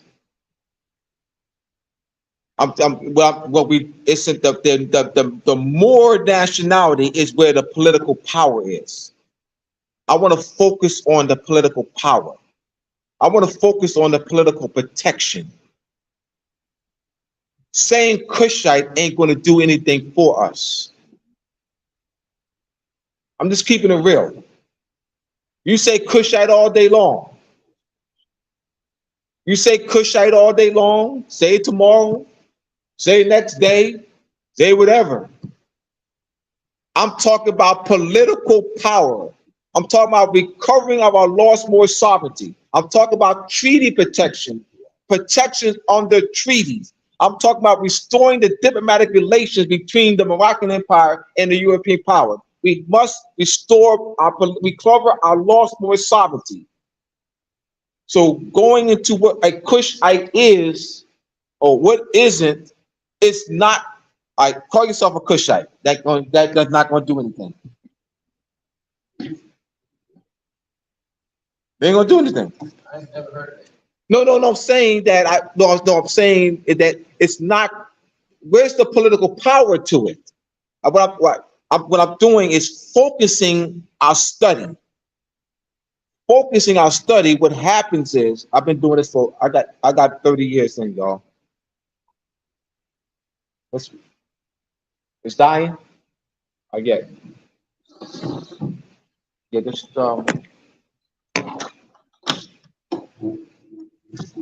Yeah. All right. There you go. I've used this. Charger. Portable charger. All right. Yeah, so focusing on our. All right. All right. I'm not ducking any questions. I'm focusing us. I've got 30 years in. Trust me, y'all. I'll tell you what, don't trust me. I don't want you to trust me. I don't want you to trust me. I don't want you to trust me. I got 30 years. I've been in lectures, classes, and so forth. And what happens? A question like that. Here I am breaking down Blackamoor and Tawny Moore, the systematic barrier, and all that. A question like that comes up. And then what? It goes off. I got 30 years. Thousands of classes and lectures. 30 years. Thousands of people now. I'm not coming from some small sample size. I've seen it happen. A question like that, it takes you off. I've seen it. All right. So takes off. Now, where's the political power in that? If I go into it, what does it matter? What is it going to do for us? I'm just keeping it real. I'm talking political power. How does it restore? What does it do for if I go into it? If I spend 10 minutes on it, hour on it, what does it do for us? Like, where's the treaties that I can connect to? Where's cases? Where's the political power that I can receive that be restored with that?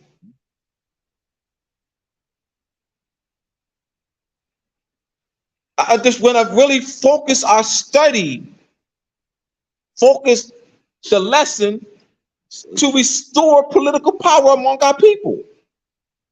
I mean, this ain't no feel-good presentation.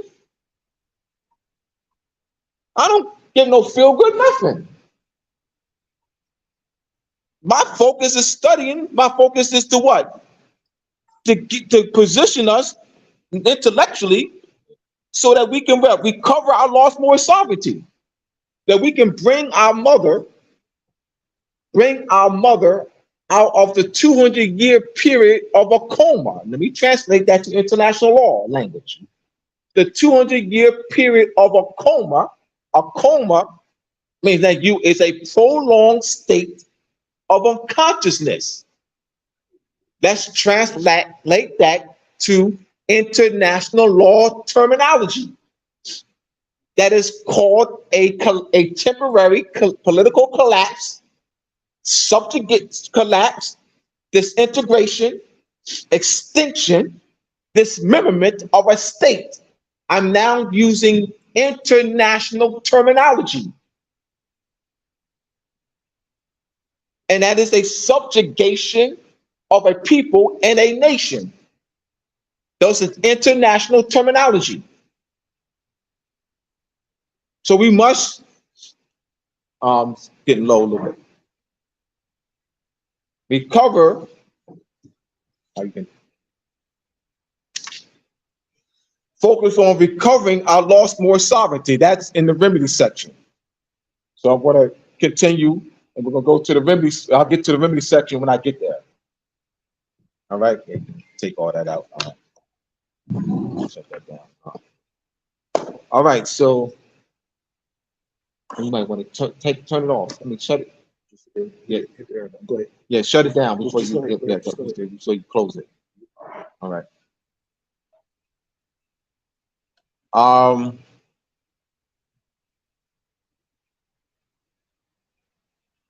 Yeah, shut it down too, because it's gonna. I don't want it to turn off. Like, then it's gonna be hard. Yeah, that's what I'm saying. Shut it down. No, don't shut it down. Shut it down, please, Steve. Abdullah, go ahead. Thank you, T. Shut it down so I can be ease my mind, please. Just ease my mind. Just ease my mind. Thank you.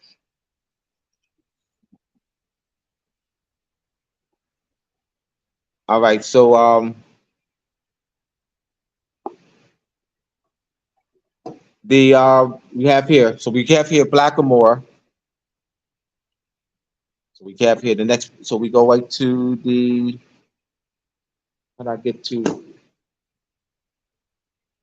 All right, race or nationality. The fathers of the modern race paradigm.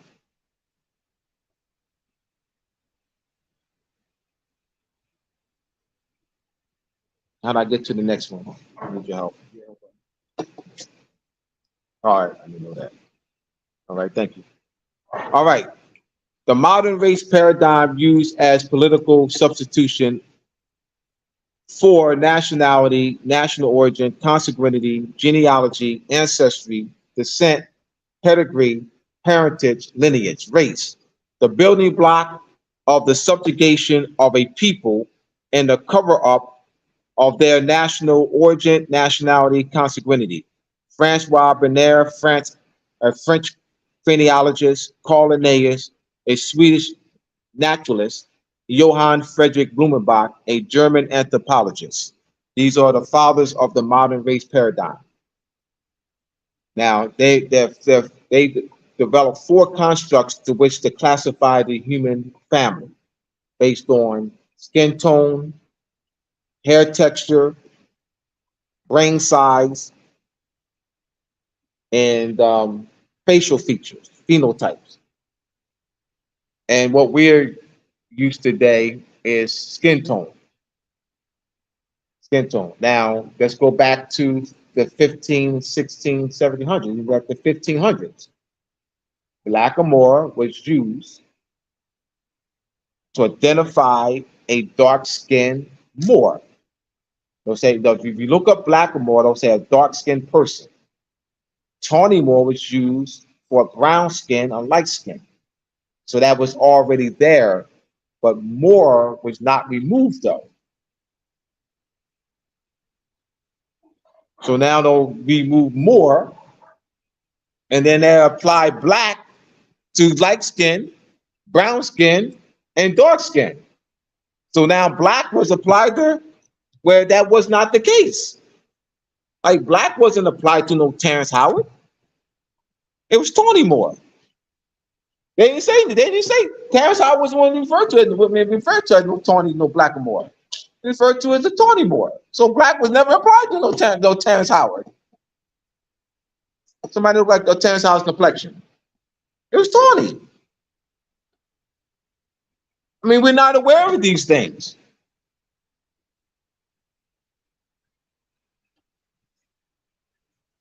What do the Moroccan Empire and Moorish dynasties empire, economics, military, commercial, trading, seafaring, and maritime power between the 1800s prove? Read the question again. What do the Moroccan Empire and Moorish dynasties, economic, military, commercial, trading, seafaring, and maritime power between the 700s and 1800s prove? Anybody? What does that prove? When we talk about this transatlantic slave trade and the information that's not there, all right, this what image or ideas are they trying that this transatlantic slave trades convey? Because they convey what they're trying to push there, this European world power. Once again, let's go to the back of my book, Moors and Masonry Part 1. The back of my book, Moors and Masonry Part 1. The enslavement of Europeans doesn't fit the general theme of European world conquest and colonization, which is central to the scholarship in an early modern era. The enslavement of Europeans is what? Moorish power. Because who enslaved the Europeans? The Moors. That doesn't fit the general theme of European world conquest and colonization. It doesn't fit the general theme of this transatlantic slave trade. You know, Spain and Portugal took 12 million out of it, but they can't get that off. They can't get that off in the face of Moorish evidence of Moorish power. How can they get that story off in the face of tremendous Moorish power, Ottoman power? How can they get it off? They can't. We just don't know it. We don't know Moorish power. We don't know the power of the Ottoman Empire. They can't get it off. That's why it's not taught in the general public. This is why it's not main part of the mainstream history classes. It's taught in the colleges, because Robert Davis is a teacher at Ohio State University. But his class is elective. Linda Colley teaches at Princeton University. I mean, they teach at prestigious colleges. They get awards and everything. Linda Colley, she's well acclaimed. Linda Colley taught in the 70s, taught at Yale University. And she was verbally attacked by the European males. European males co-workers, because Linda Colley's focus is what? Captivity narratives of Europeans held in Moorish captivity. It's like you have slaves, they call quote unquote slave narratives, and, black people, and don't call black people and stuff. Well, she focuses on, as part of her research, captivity narratives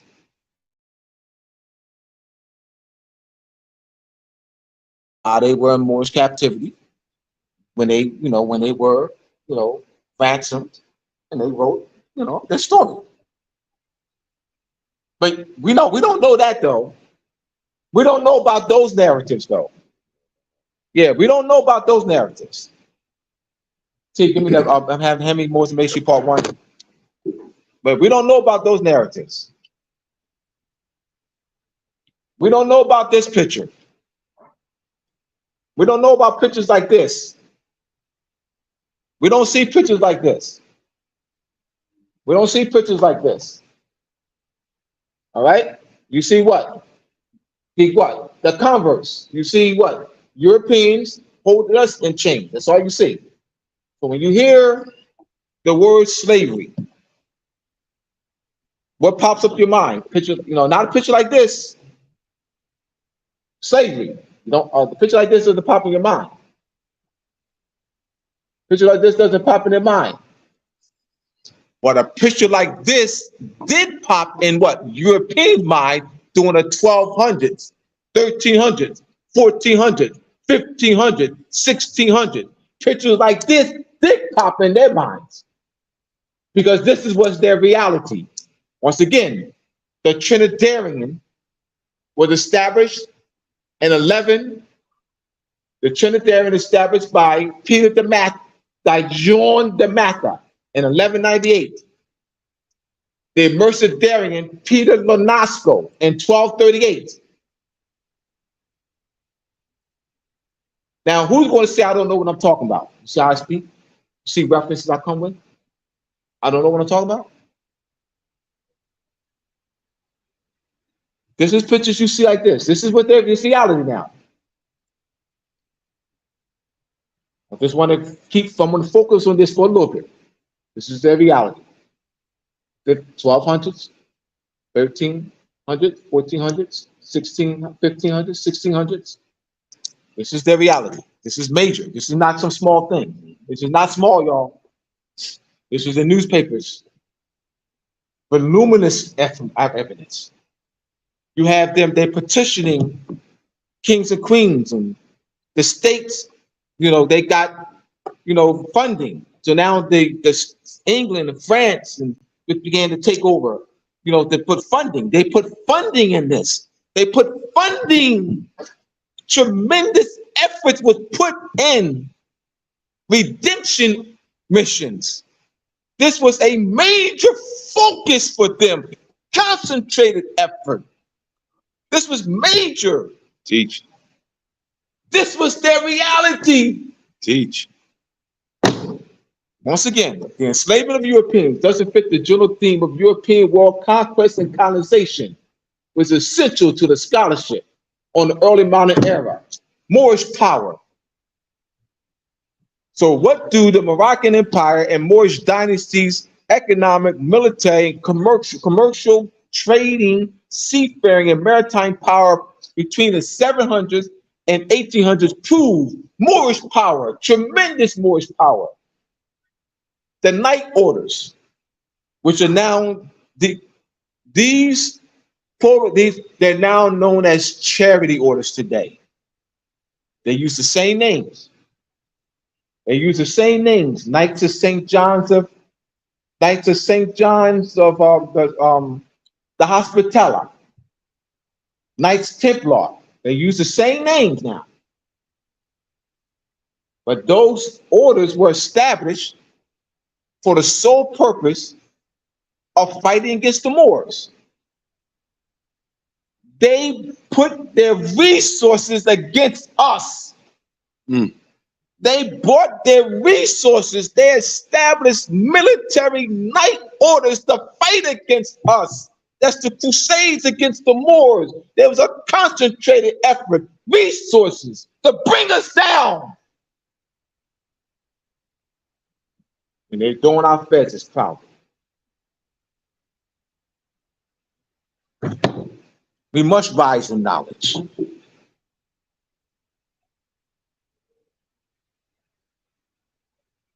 All right.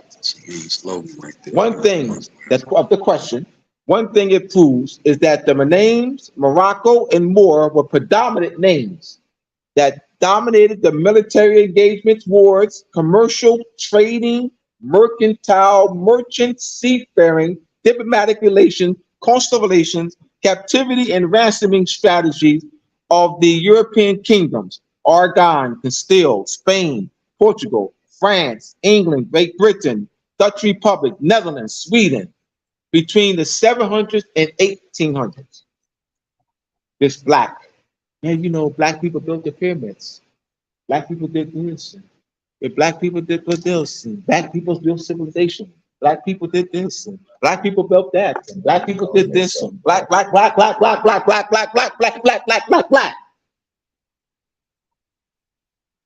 they didn't. Black's a fiction in law. What did Barack Obama say? Barack Obama was on the Tom Joyner Morning Show when he was elected his first term.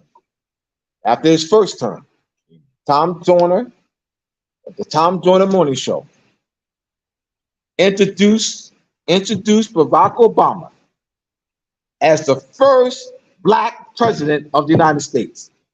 Barack Obama responds, "I'm not black. Black's a fiction in law. Still don't matter. I'm not black. Black's a fiction in law." Now, of course, it went over his head because they see, when he's identifying with his white mother and his white grandmother, he's identifying with his white mother and his white grandmother. He's saying he's not black. He don't want to identify with his Kenyan father. Becomes emotional. Mhm. I mean, he didn't explain it, he just said it, but it becomes emotional. So he said it, and it went over the head. He was emotional with it. He got to identify with his Kenyan father. He went over and told him he wants to identify with his white mother and his white grandmother. Emotional damage. I'm serious. Our people cried when he got elected. I'm serious. I'm not exaggerating. I'm serious. My co-workers, I was at work. I was working at school, and teachers were crying. They would stand outside their classroom, and they was crying.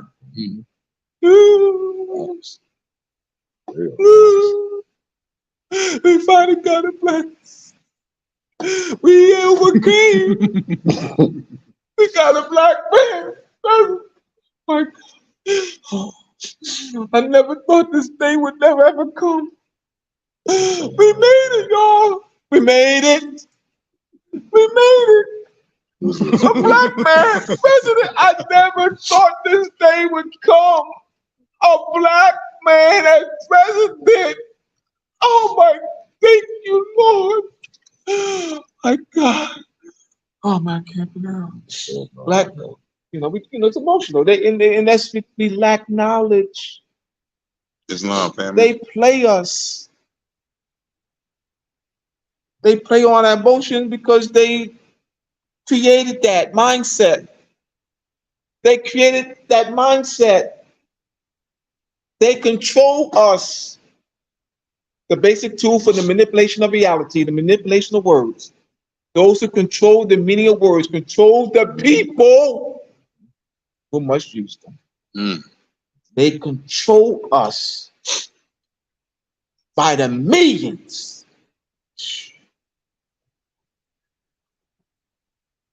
What we gonna do, Conscious Morris? Conscious Morris, what we gonna do?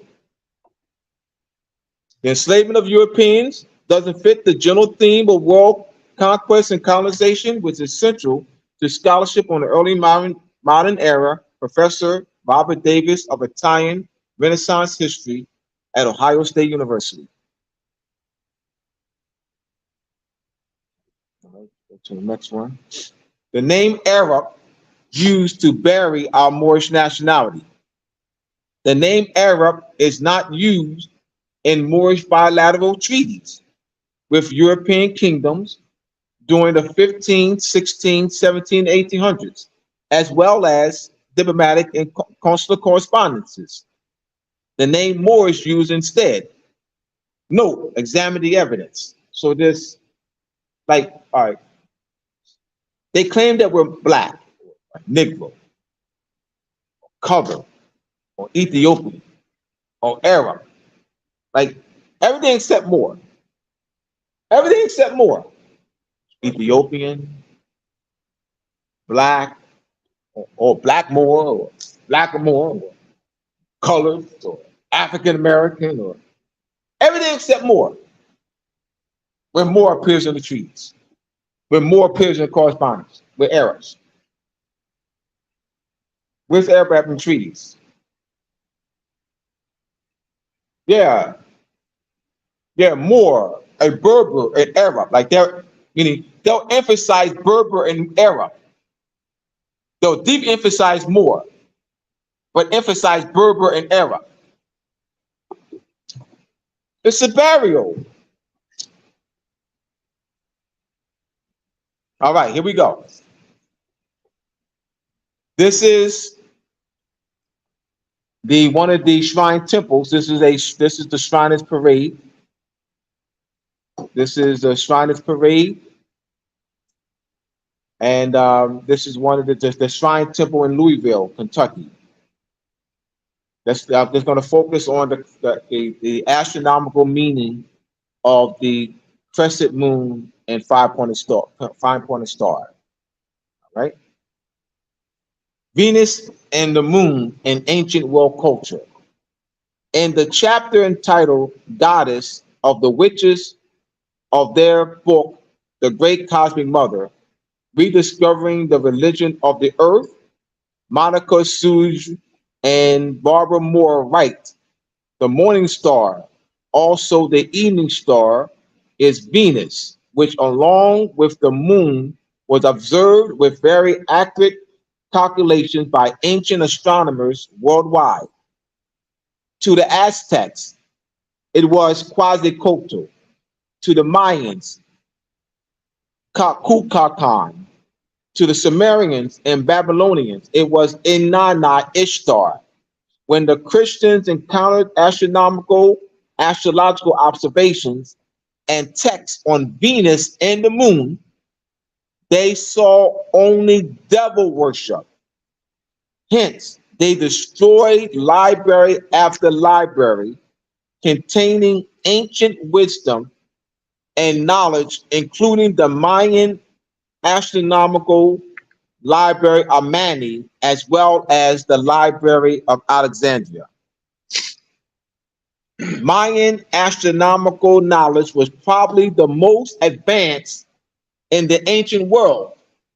In 1552, the Spanish friar Diego de Landa, confronting all these texts containing Mayan intellectual brilliance as well as spiritual data, stated that they contained nothing in which there was not to be seen superstitious and lies of the devil, and so we burnt them all.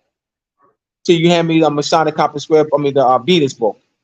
Early Christian smashing of Dionic cults in the Mediterranean, as well as later church persecution of witches in Europe, must be seen in this global context. Wherever Christians saw knowledge, herbal, medical, astronomical, symbolical, they saw demonism and moved to destroy it. The witch persecutions were not simply aimed at devil worshippers, but an ancient human knowledge of the world. This is on the back cover of the How Venus and Moon Ruled. It's on the back cover. All right. I'm going to continue right along. All right, Friday. Today's Friday. That's on. Islam. Now we have there's conscious Moors who are in the temple, and some who are not in the temple, but mostly those are in the temple. They'll say, "Happy Holy Day." Oh, I'm sorry. I apologize. They don't say. They parrot. I mean, not say. They say. They parrot. Happy Holy Day. Why am I saying they parrot? Happy Holy Day. Because there's no knowledge of why it's known as a holy day. I'm calling it parroting. I'm explaining why I'm saying they parrot and not say, because they parrot from somebody and there's no knowledge of why they're saying happy holy day. So if someone says to them, their friends or co-workers or loved ones or whoever, why do you say happy holy day? Why do you say happy holy day? Juali said,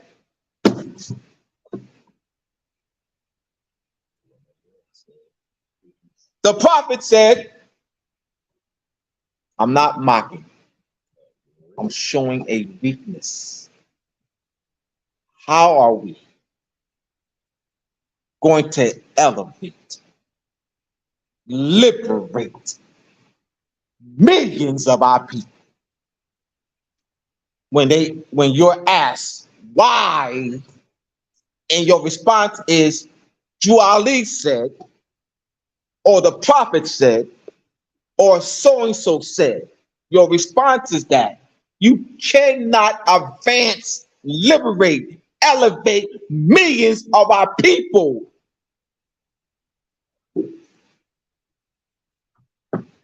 Continue.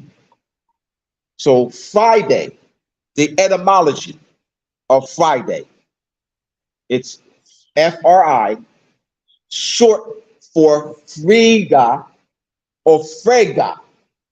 It's the Old Norse goddess of fertility, which is the planet Venus. The planet Venus is the Old Norse goddess of fertility. I forgot to put the Latin name that they use, Viernes Dies, and Viernes Dies, Day of Venus. All right, so they use in Spanish and Latin, Day of Venus, but in Old Norse, it's Friday, Freya or Frega, the goddess of fertility, which is the planet Venus. Now, Abdullah, why is the planet Venus? Oh, I gotta go here and go there. All right. Why is the planet Venus, Abdullah, the goddess of fertility? What does fertility have to do with the planet Venus? I'm glad you asked. You have what's known as the heliacal rising of Venus. The heliacal rising of Venus, which is between mid-March and mid-April, which brings about the raining season, which is needed for the corn maze and vegetation to grow. The Mayan Moors developed a meticulous Venus calendar that the Germans stole and is now housed in the German Museum, in the Royal Museum in Dresden, Germany. A meticulous calendar charting the heliacal rising of Venus, because that knowledge is very important to be able to win the chart, the heliacal rising of Venus, knowing when the plant, knowing the oncourt set a rain or the raining season, to chart the raining season would give you knowledge of when to plant, because that rain is needed for corn maze and vegetation to go. Hence, the association of Venus and fertility. You don't need to see Abdullah said. I have references here in my book, Moors and How Venus and Moon Rule. Let me continue. Venus is also known as Easter, Astarte, Ishtar. Easter has nothing to do, all right, other than the heliacal rising of Venus. Means the heliacal means sun, means the sun and Venus is in 0 degrees of separation. That's called a conjunction. A heliacal rising is where the sun and Venus are in 0 degrees, or heliacal rising is Sirius. All right, a sun and Sirius are in 0 degrees of separation. It's known as a conjunction. So Easter is not Jesus's birthday. Easter is not associated with Jesus. They stole that too. They took Easter, the name Easter, because Jesus is the actual son. But the name Easter is Venus. The name Easter ties to the planet Venus, not to the sun, S-U-N, Jesus. The name Easter, in fact, the American Gods, season 1, the last episode of season 1 of the American Gods. You'll see also Europeans as Easter on Star Trek. But the concept is they had European images, Europeans, all right, playing Jesus, you know, European women playing Easter, Venus, Star Trek. And who's in that American Gods? Well, I can't remember the name of the actor. Famous actor. Well, anyway, he's pointed out that they stole it. They stole her holiday.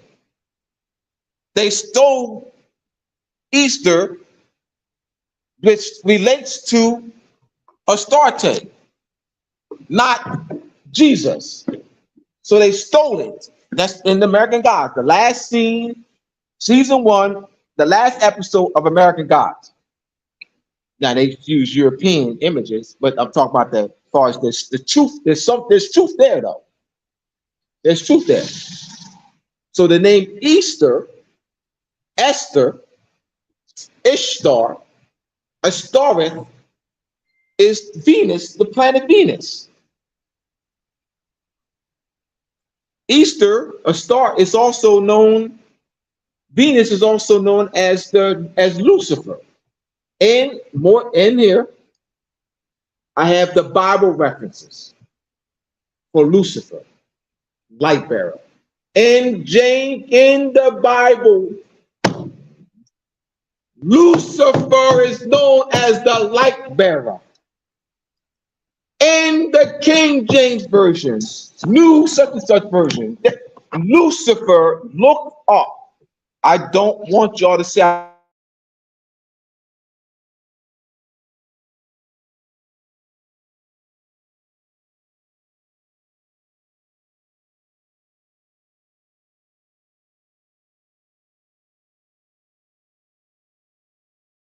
going to give you light bearer. Now, somebody says you don't know what you're talking about. Just go to the Bible, the version that they use, and show them. Don't do this. There's no need to do no back and forth. What are you doing back and forth for? It's a back and forth for. Just open the Bible and show them.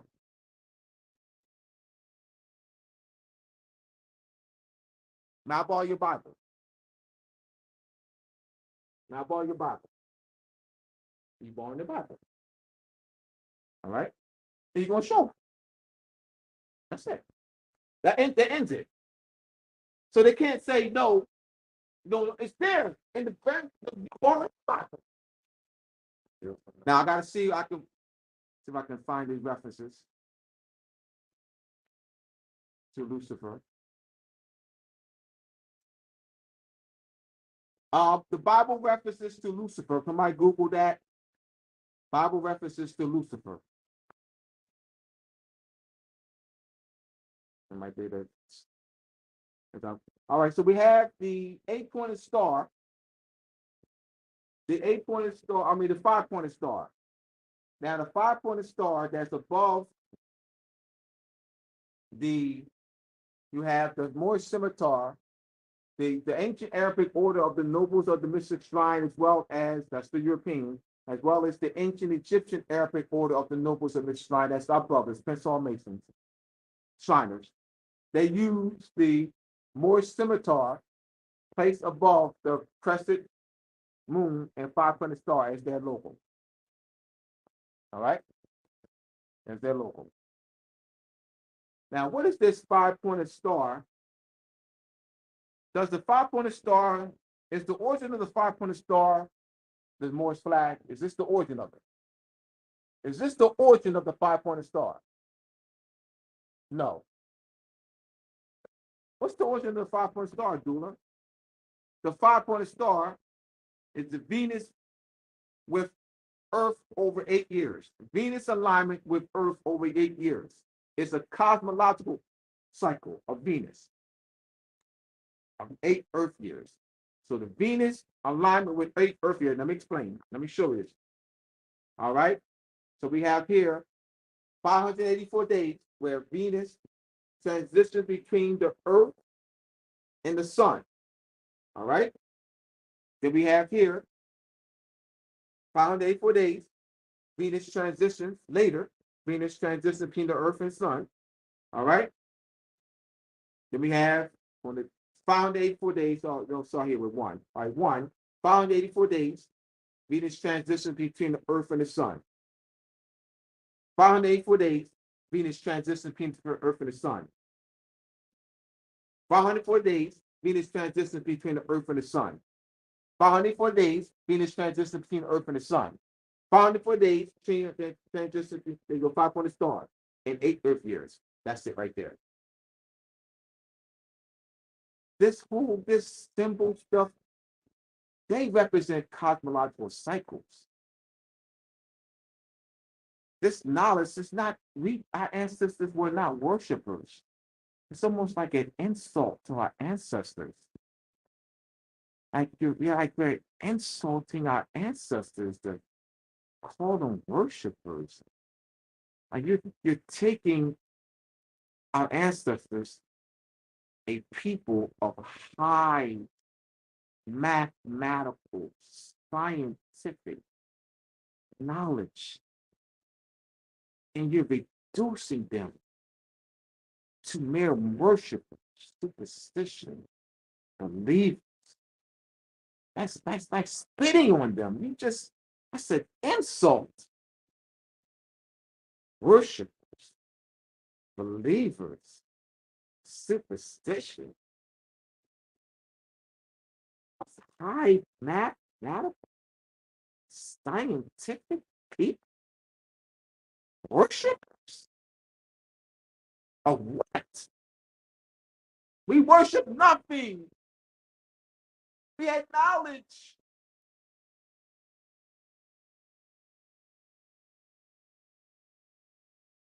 Anybody find any references, the Bible references to Lucifer? Isaiah 14:12. All right, read that, please. Thank you, brother. Isaiah 14. I don't want to give them. I'm going to put it on Isaiah 14:12. That's good because I got that. Anyone else in the chat? Put it in the chat. Isaiah 14:12. If you find any Bible references, put it in the chat. Bible references to Lucifer. I have it here in the book. What I got right here off of Google. Modern scholarship generally translate the term in the relevant Bible passage, Isaiah 14:12, where the Greek Septuagint, if I'm right, reads as morning star or shining one, rather than as proper noun Lucifer, as found in the Latin Vulgate. If I said as morning star or shining star. So where's this evil thing? Like where's the reference as evil? Like Lucifer. You got another? Right. Anyone else find any Bible references? Anyone else find any Bible references? I'm looking at the table of content.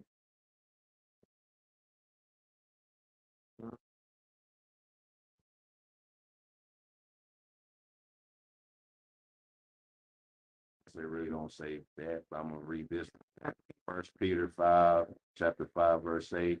8, be alert and a sober mind. Your enemy, the devil, prowls around like a roaring lion, like looking for someone to devour. Or I can find something else. Okay. Yeah, got reference to Lucifer. Yeah, reference to Lucifer. All right. Lucifer appears in the second epistle of Peter, Second Peter 1:19. So somebody pull that up. 2 Peter 1:19. I got you right here. Right. We also have the prophetic message as something completely reliable, and you will do well to pay attention to it as to a light shining in a dark place until the days dawn and the morning star rises in your hearts. All right, but Lucifer is not there, but Nah, it that's- does have Luke Morning Star. Yes, the morning star Right. rises in your heart. Yeah, right. All right.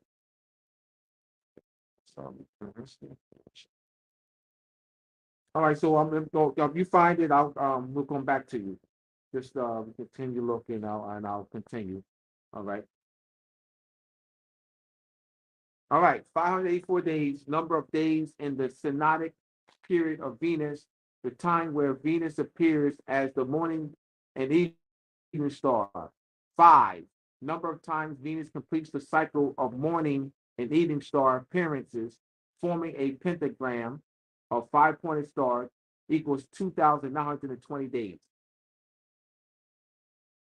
The cycles of Venus was honored by many ancient cultures. The Mayans calculated the Venus cycle with such remarkable precision that it still baffles current day researchers. To get the How Venus and Moon Rule, go to mooresandmasonry.org, as well as my Moores and Masonry Part 1, Part 2, my etymology books, and go to mooresandmasonry.org. Somebody put that in the chat. Venus, like the moon, represents the feminine energy of the mother of the world and unconditional love. Therefore, it has been portrayed in many cultures as a goddess.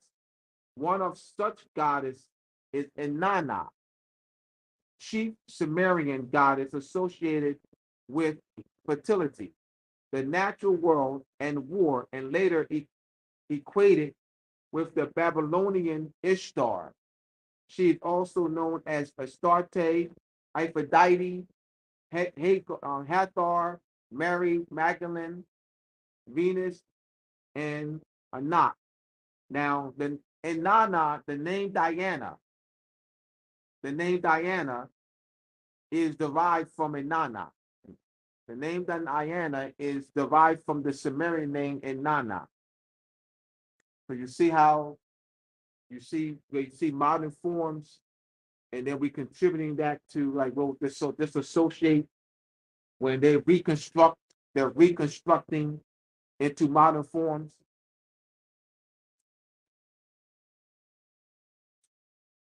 All right, the 28-day moon cycle and the 28-day woman menstrual cycle. So I'll just go there. All right. The moon revolves around the earth 28 days, 13 times a year. Now there's 7 days between each major moon phase.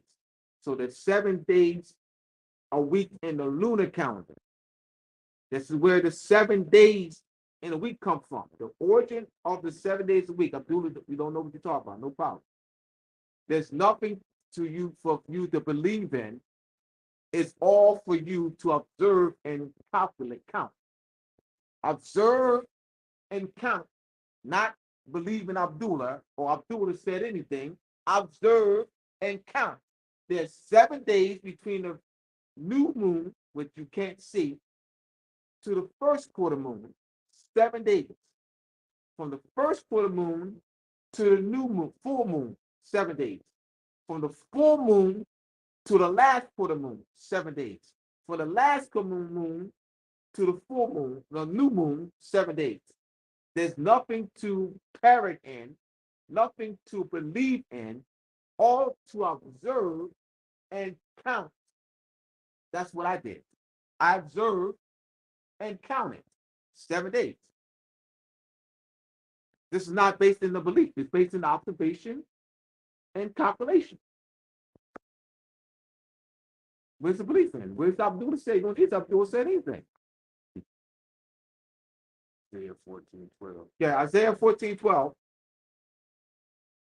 How you have fallen from heaven, O morning star, son of the dawn, you have been cast down to earth.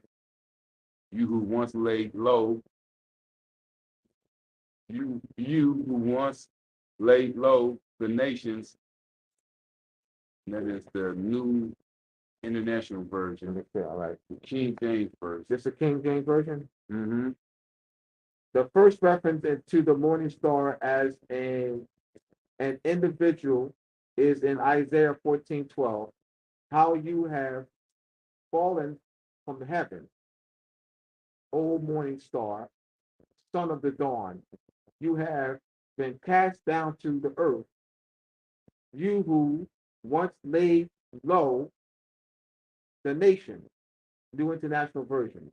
The King James Version, New King James Version, both translate morning star as Lucifer. Yes. Son of the morning star.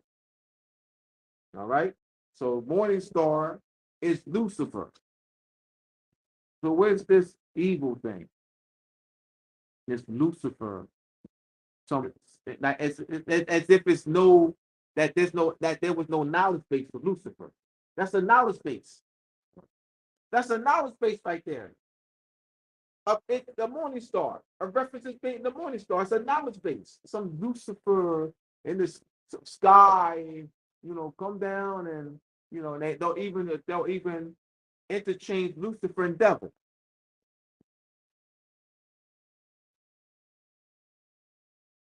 All right. So I just wanted to give people.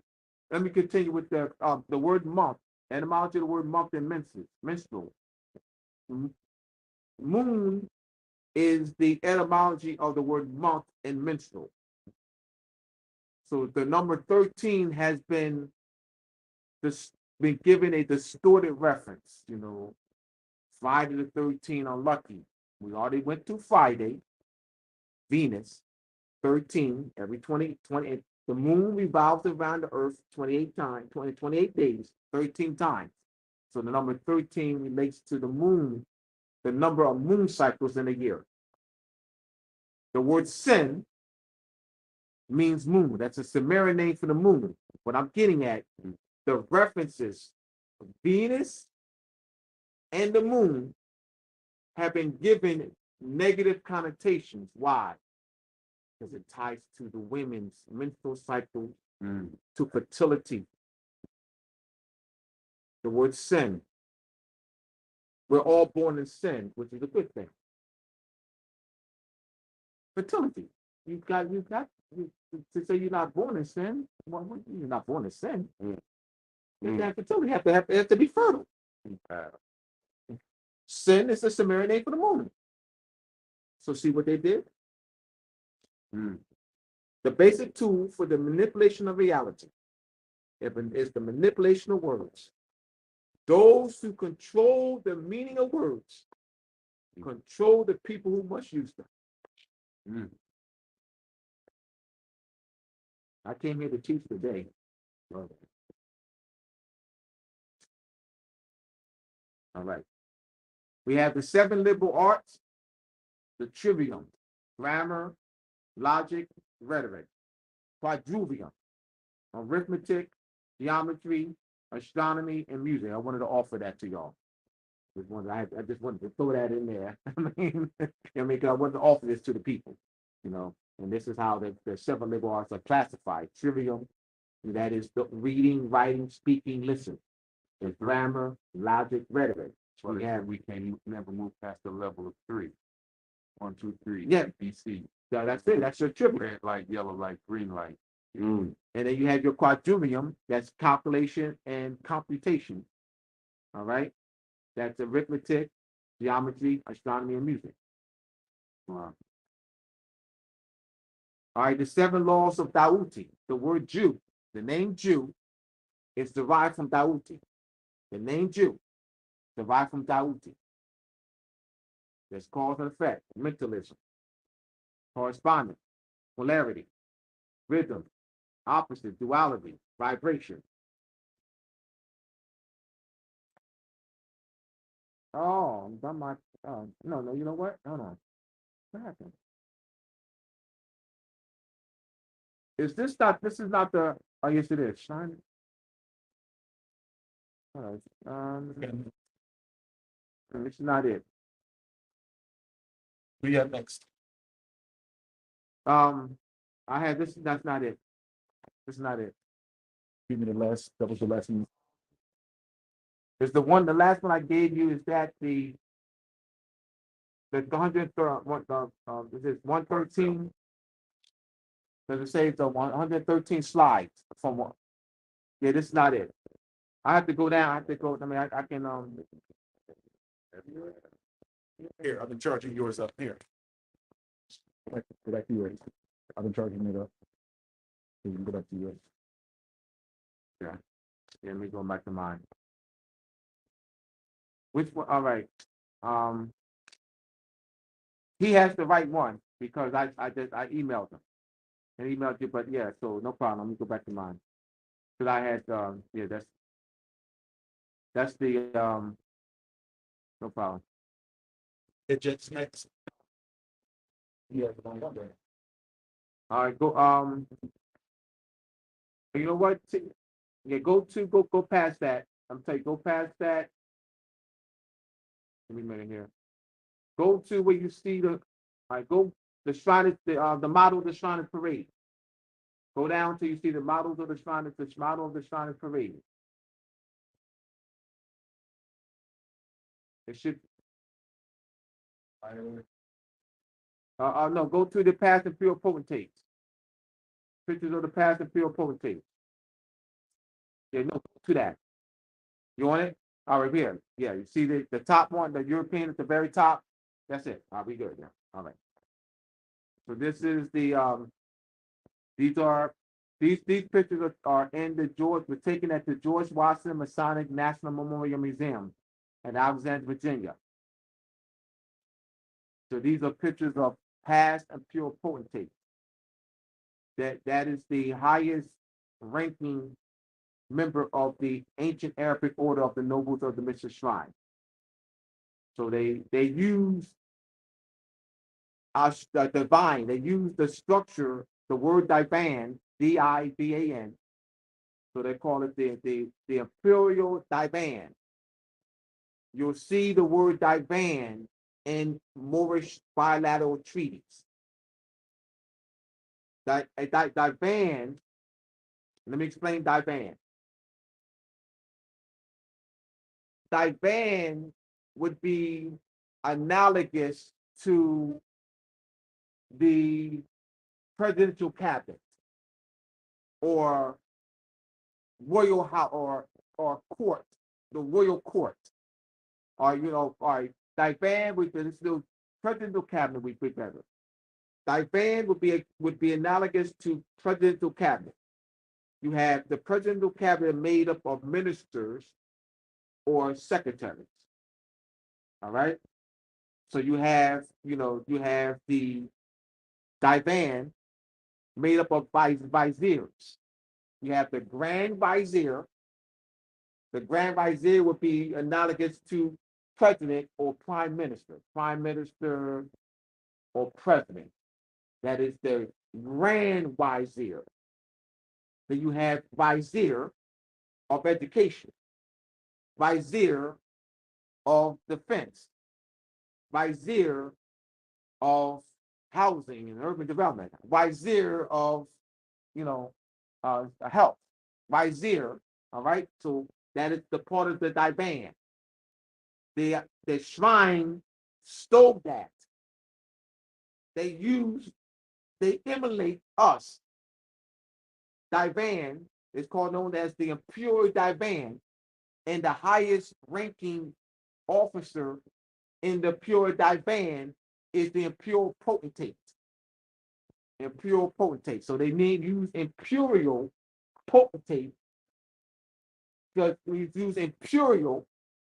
That is related to an empire structure. An empire structure. Imperial. All right. So M means command. So the highest command. So they're emulating us. We're going to get into the case later. But I only give. Yeah. All right, so these are past imperial potentates of 1876 to 1960. Once again, these pictures are taken at the George Washington Masonic National Memorial Museum in Alexandria, Virginia, in the Shriners Room. They have their two big rooms.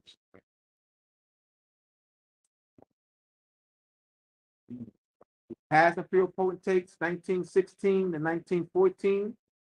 Past imperial potentates, 1967, 1993. Past imperial potentates in 1993 to the present. And this was the last, I was there. These pictures were taken in 2011. So these are already filled up. These empty boxes are filled up because it's 1 year. So 2011, 12, 13, 14, 15, 16, 17, 18. So they're already on another.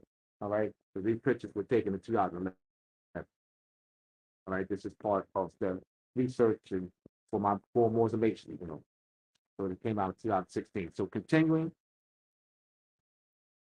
All right. These are models. This is the model of the shrine, of the model of the parade. Now, these pictures are taken at the George Washington Masonic National Memorial Museum, the Shrine Room. And you'll see that the model of the parade. So let's look how elaborate this is. Wearing the Moorish fezzes. All right, wearing the Moorish fez. And more regalia. Look at this. Look at this model now. Now, who's imitating who? Who's imitating who? You see how they're imitating us? And you're going to see later in the case that they charged our brothers for imitating them. You see the lack of knowledge, how they play us. We don't know.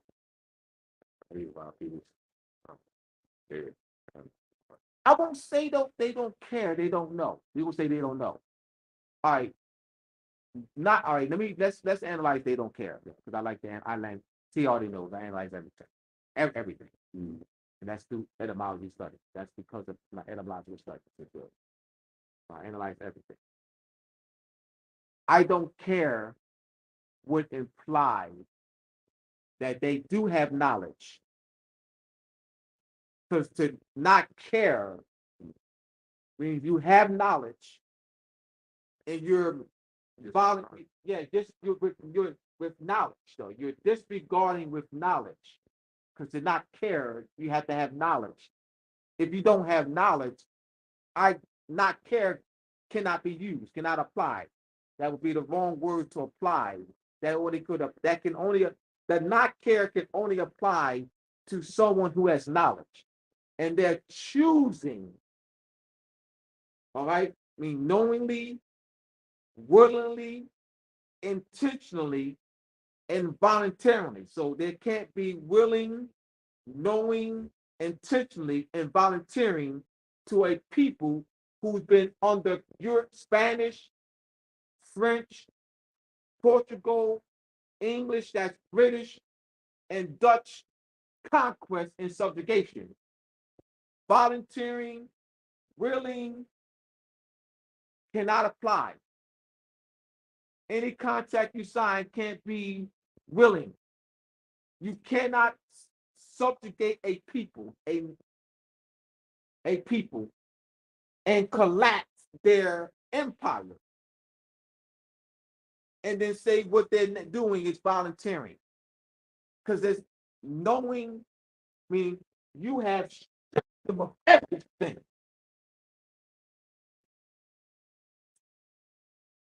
You've colonized their land. You collapse their empire. You're subjugating them. So everything they do is what? Under conquest and subjugation. Anything you sign, any act you've ever done, your mother, grandmother, great-grandmother, great-great-grandmother, great-great-great-great-great-great-great-great-great-great, is under subjugation. You must present it like that to invoke international law.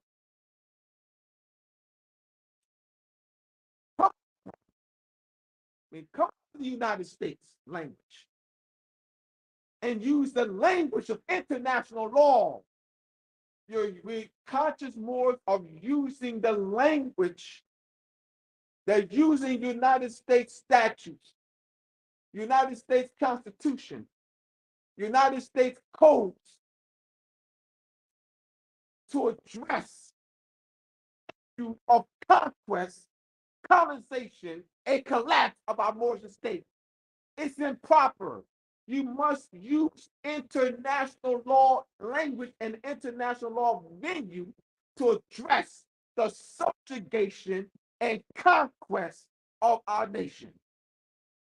To use United States Constitution, United States laws, United States statutes, United States departments, United States courts to address Spanish, to address the Spanish Empire, French Kingdom, the Spanish Kingdom, the French Kingdom of France, the Dutch Republic, the Netherlands, the English Kingdom, the British Crown, the Swedish Kingdom, conquest of the Moors, and to use United States courts, United States statutes, United States agencies, the United States departments. It's the wrong platform. We must rise to the knowledge of international law. When you use the word subjugation, you're invoking international law, the subjugation of a nation. Hear me out, my brothers and sisters. You're not addressing it from the position of Moors. You must tie Moors to the empire, even if she's collapsed. Hear me out. There's a sister of Hawaii, native Hawaii. This was on Instagram a couple weeks ago. She's giving a speech. And she says, we're not citizens of the United States. We are Hawaiians. You arrested our queen. What is she doing? What is she doing? You arrested our queen. You put our queen under house arrest. What is she? She's what? Tying the people to the last.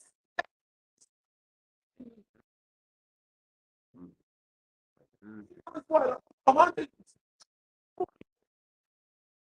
ago, but she's still tying to the last standing sovereign.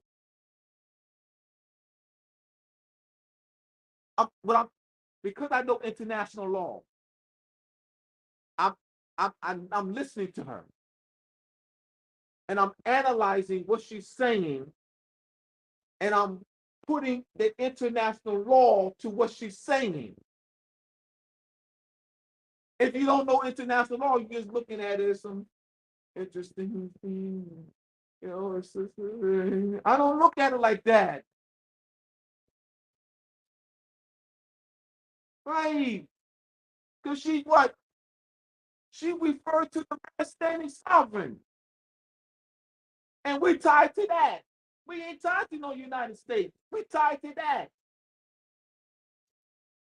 So what does that do? What does that do? It now takes what she's been saying outside the United States courts, United States statutes, United States Constitution, United States agencies and all that. So she's tied to the last standing sovereign she has a right to do. What do? Try to recover more sovereignty, use the United States Constitution, United States courts. So we're the founders of the United States. 35 more than the United States Constitution Convention. I mean, we the people of the United States, we the people of the preamble of the United States Constitution. We trying to use United States courts, United States agencies, United States departments, United States laws to recover our lost moral sovereignty. It can't be done. It's improper. You're talking about the recovery of a lost sovereignty and pre-existing. We belong to the Moroccan Empire by consequently national origin descent. Even though she is collapsed, we have a right we have the inherent right of self-determination.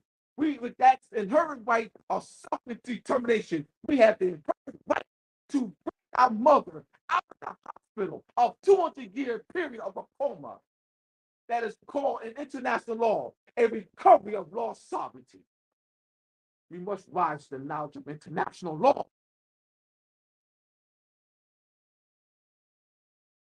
We must rise to the knowledge of international law. We'll have better results. We lack knowledge, my brothers and sisters. We lack knowledge. Let me continue.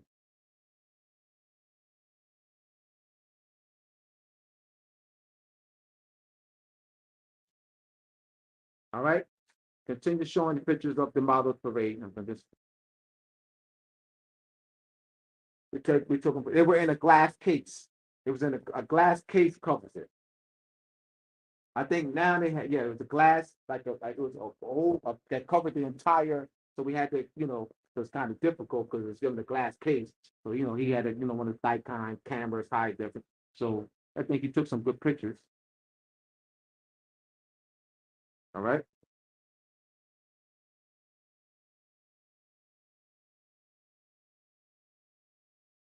There's Terrence, does he have the StreamYard link so Shim can come on? They got email Shim the StreamYard link. We need the StreamYard link. You should have everything. So we can email the StreamYard link to. Might be able to just invite him. If you can send an invite, and it might. No, he needs a StreamYard link. I can, he doesn't. I can invite him to my Facebook. I need to call Shim. I'm, so we're gonna get. All right, so these are pictures of the. I'm just showing pictures of the Shrine Parade.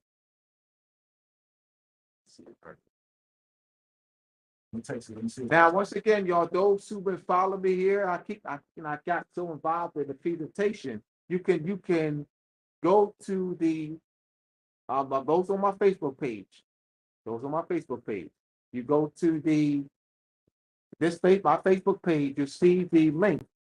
You see the link to the YouTube page because you'll be able to see the presentation. You see the presentation. You can only see that on the YouTube page. All right, it's uploaded, and you can see my screen. All right, that I'm reading from my PowerPoint presentation. You can see that on the YouTube page. All right, and I kept forgetting there. What happened? I would have pulled the StreamYard.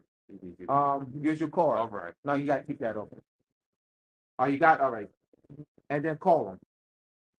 Yeah, call him. Somebody needs him. Yeah, need him about. Yeah, just tell him to come on.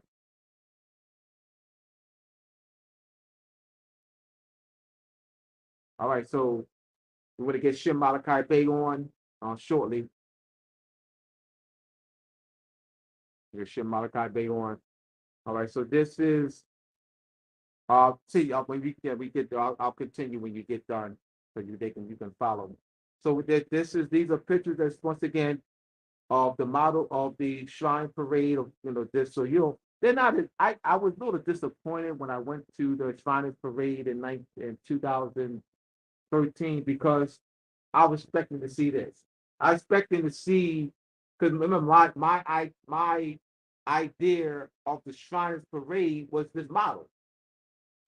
This is my model. I had never been to a Shrine Parade, until 2013, and so I'm expecting to see this elaborate.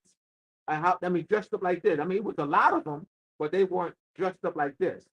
You know what I mean? Like you see in this model. I'm like, whoa, shut. Because it was almost anticlimactic because you're expecting to see what you see in the model, elephants and elephant in the model, elephants and everything. Absolutely. So, but so that was now there's different.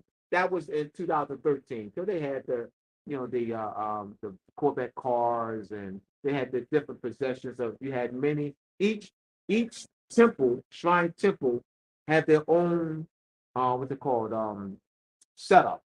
You know, they come from all over. They come from all over, and they have their own float and stuff like that. They're responsible in a parade. Yeah. Indianapolis, So, Louisville. right, exactly.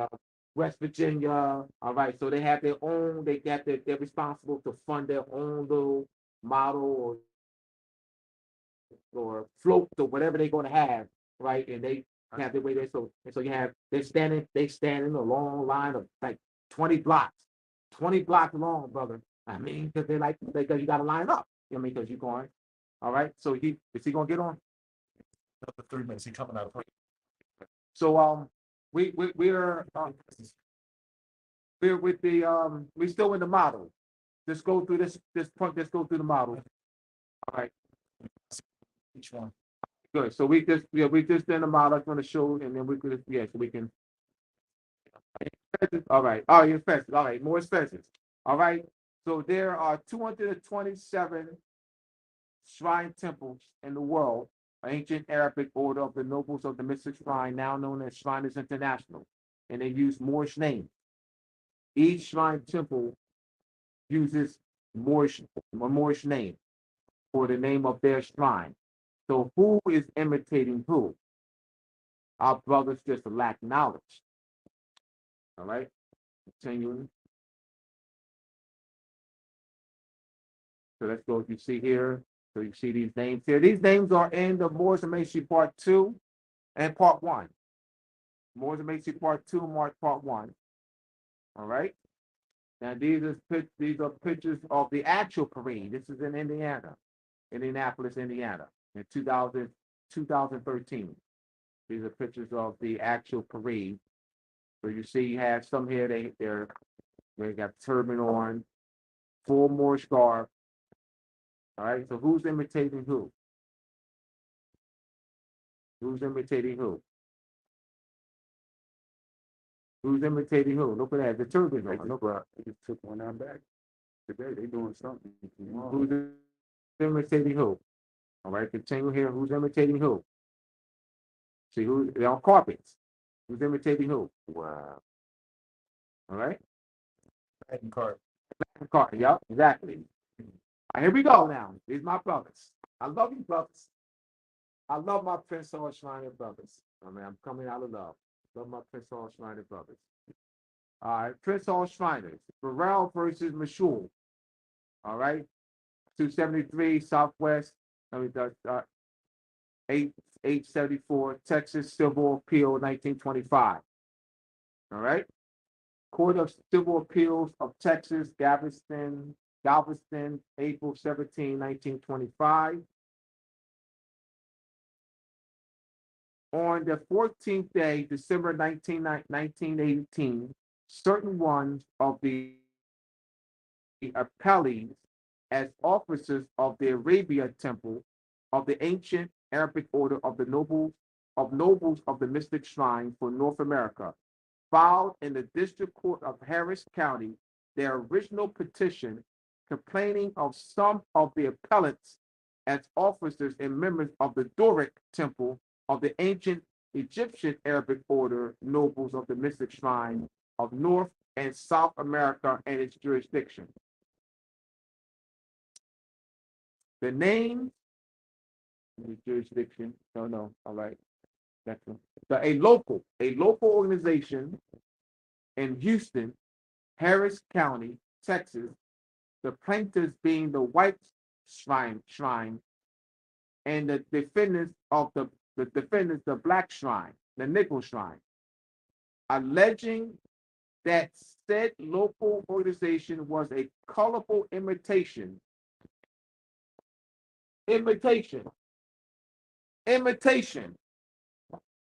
The Europeans claiming our brothers imitating them. A colorful, all right. So alleging, all right, local organization, alleging particularly, let me go back, alleging the said local organization was a colorful imitation of the local organization of appellee known as Arabic Arabic temple of the ancient Arabic of the nobles of the mystic shrine for North America, and alleging particularly and in detail the various methods and means adopted by such appellants in appropriating the names, titles of offices, bylaws, of regalia,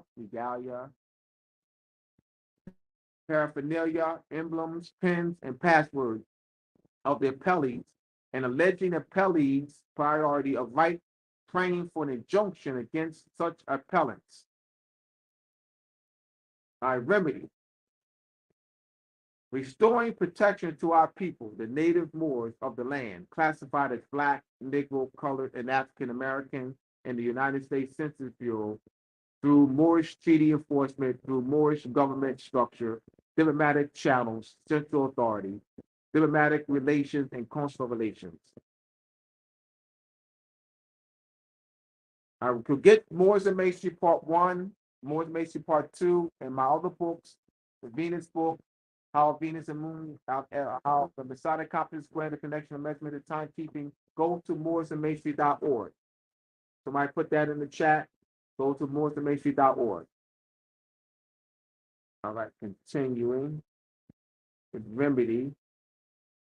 Where do we go from here? Where do we go from here?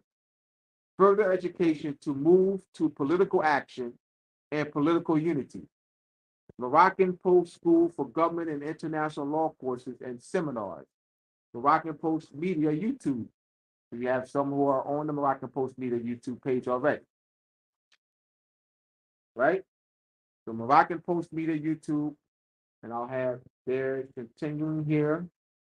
The Moroccan Post Media YouTube page has free classes. There's free courses, the Moorish Treaty Protection and Consular Relations, Moorish Treaty Protection and Consular Relations 101 and 201. It's about 16 courses, the classes. You have the Moorish Body Politic formation classes, there's 12 of them.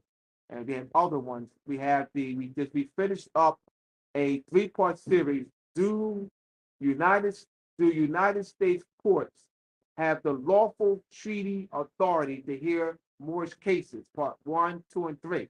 That's also on the Moroccan Post Media YouTube page. All right. So that would be seen as a seminar. Do United States courts have the lawful treaty authority to hear Moorish cases? Part 1, Part 2, and Part 3. That is on the Moroccan Post Media YouTube page. These are free classes. We also have paid courses.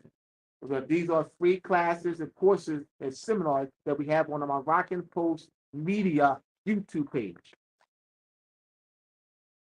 The remedy, the facilitation of political legitimacy. YouTube. Yes, YouTube. Moroccan Post Media YouTube page. Yep. Free courses. The facilitation of political legitimacy, the will of the people, the consent of the people, and good government through education, large-scale community outreach, and networking. I want to. Let me go back because let me finish with my brothers. Let me go back because I missed this. I don't want to miss this opportunity. Let me go back to my brothers, or the Prince Hall Shrine. Yeah. Now, our brothers who are Prince Hall Shriners, who are members of the ancient Egyptian Arabic order of the nobles of the mystic shrine, they do wear the Moorish fez, but not for the same reason I wear it. Not for the same reason Derek wears it. Not for what's your name again, brother? Devon. Not for the same reason Devon wears it. Not for the same reason Taryn wears it. They wear it because they're members of the shrine. So they're not wearing it from a cultural birthright perspective. They don't see the fez as belonging to them by birthright, by culture. There's no cultural connection to the fez. It's just mere organization.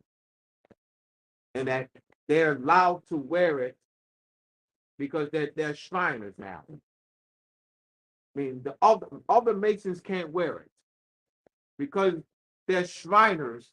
they can wear the fez. They only wear it as an organizational connection. There's no cultural knowledge, cultural connection, no cultural affinity to the fez.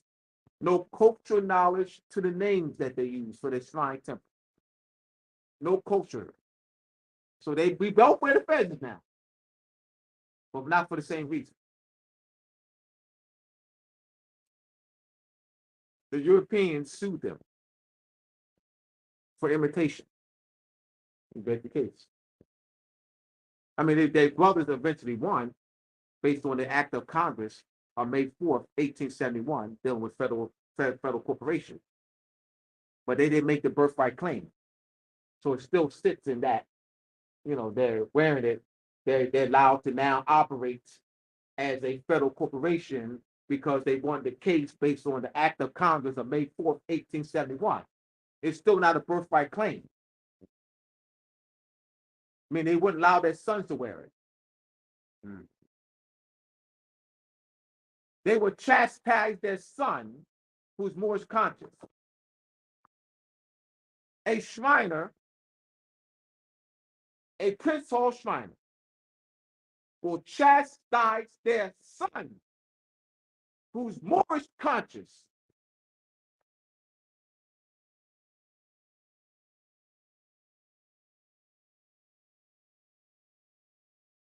They won't get along with their son, who's Moorish conscious.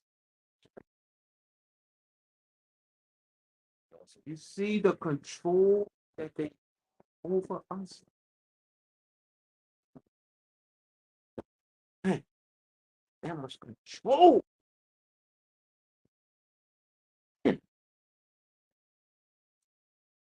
Control of us, man.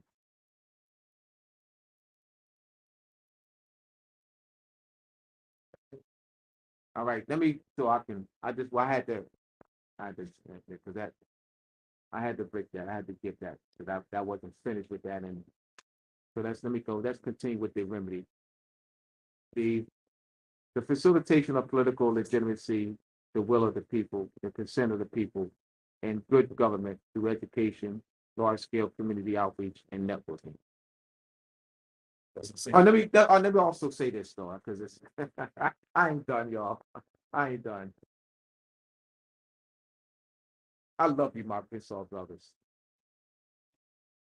My Prince Hall brothers will not refer to me as their brothers. My Prince Hall brothers will not refer to me as their brother. They will refer to Europeans who are Shriners as their brothers. If we ain't sick in the head, I don't know what sick in the head is. A brother, myself, who spent 30 years researching, writing, teaching, tireless nights, sacrifice, educate, travel, they would not refer to me.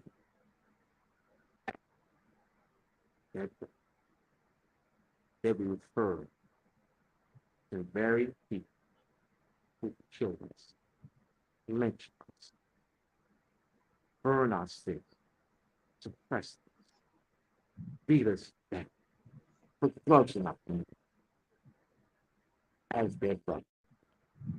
If that ain't being sick in the head, I don't know what is. If that's not sick in the head, sick in the head is. Yeah. I'm moving. Is Shim on? All right, Shim's on. All right, good. We have Shim Malachi Bay on. Shim. Bro, knocked me off the side, man. All right. You should go back on. All right. So Shim Malachi Bay will be joining us shortly. All right. The short-term survival approach versus long-term strategic planning approach. Short-term survival approach, no strategic planning, no goals and objectives, no facilitation of the recovery or loss, more sovereignty, more statehood, re-entering the international community of nation under the reversion of sovereignty as an old and original state, and the reestablishment of diplomacy of the European kingdoms with which we negotiated treaties from the 15th to the 1800s. No plan to command the enforcement of no plan to command the enforcement of post-millennium so as I'm to back on. hope Back on, Abdullah. I'm back on. of Intercartagena on March 4th, 1493. All right, can y'all hear Shem? I'm back on. I just went out for a minute. I'm back on. Can you hear? Yeah, I need you to turn it up. I need to hear him. Just bring it next to me. All right. Can you?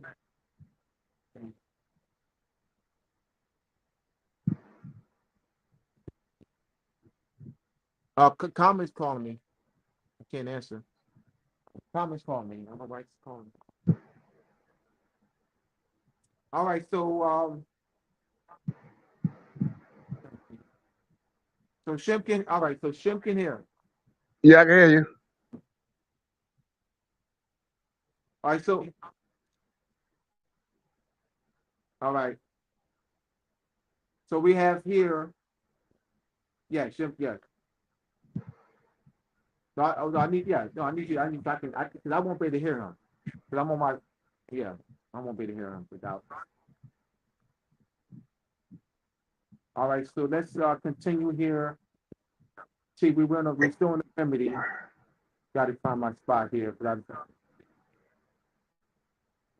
lost my spot. All right, short term.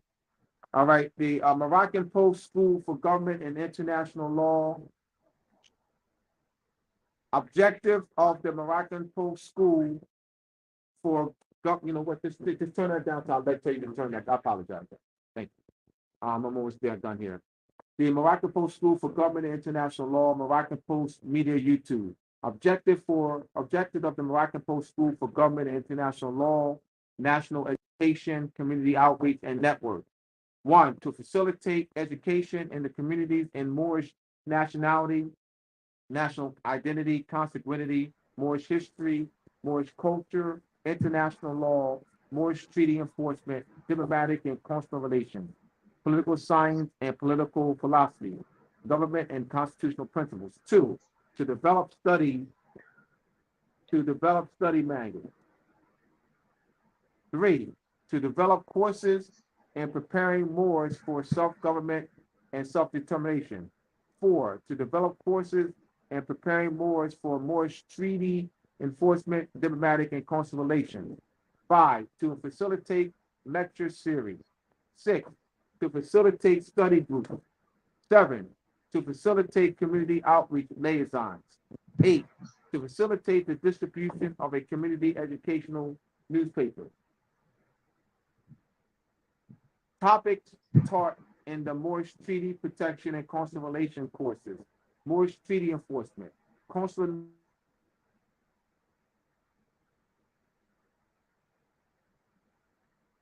Notice of Removal, Diplomatic Channels, Jurisdiction, Competency,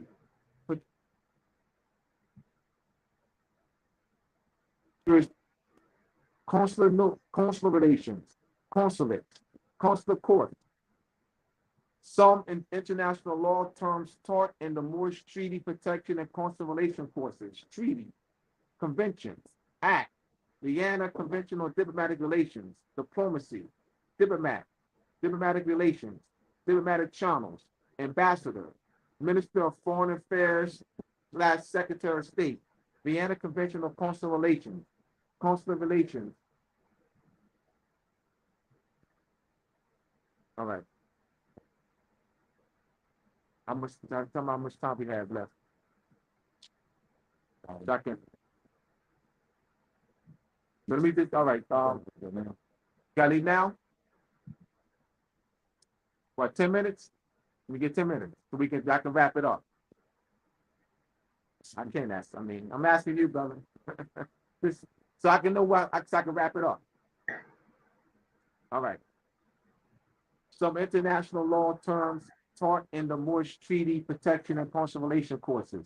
Consulate, consular court, consulate general, consuls, vice consul, consul commission, letters of exequatur, capitulatory, extraterritoriality, consular jurisdiction, consular notification. We have central authority, letters of rogatory, res judicata, stare decisis. We have the Imperial Parliament Council. The Imperial Parliament Council would be, if agreed upon by the various Moorish governments, the formation of one central provisional temporary national government made up of a host of Moorish body politics, restoring the national sovereignty of Morocco. This would constitute political legitimacy, which is in essence, which is the central principle expressing the consent of our people in the formation of a legitimate government. The sovereignty is vested in the Moorish population and the various Moorish. Is Shimon? Yeah, I'm here. I'm All here. right, tell me to speak on this. 5 minutes. Oh. On the Imperial Parliament Council. Speak on something. Let me hear. You want that out.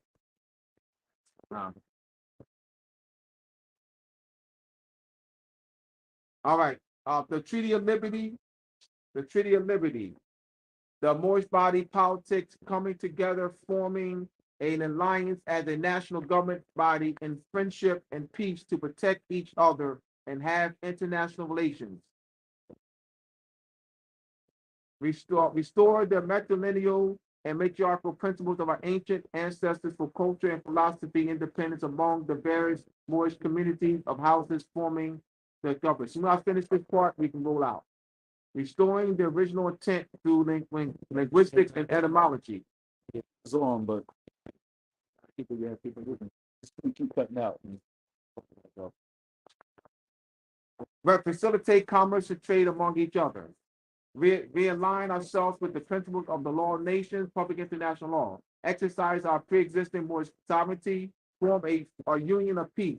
Restore our political allegiance to our cultural identity. Engage in commerce and peace among ourselves. All right. Facilitate commerce and trade among each other. All right. So y'all, once again, I thank y'all for joining us. All right. To get my books, go to mooresandmasonry.org. Go to mooresandmasonry.org. And once again, go to the Moroccan Post Media YouTube page. All right. Thank you for joining us. The Moroccan Post Media YouTube page for our free courses. And once again, for my books, go to mooresandmasonry.org. Thank you for hanging with us. Once again, appreciate y'all. Love all y'all. Peace, everyone.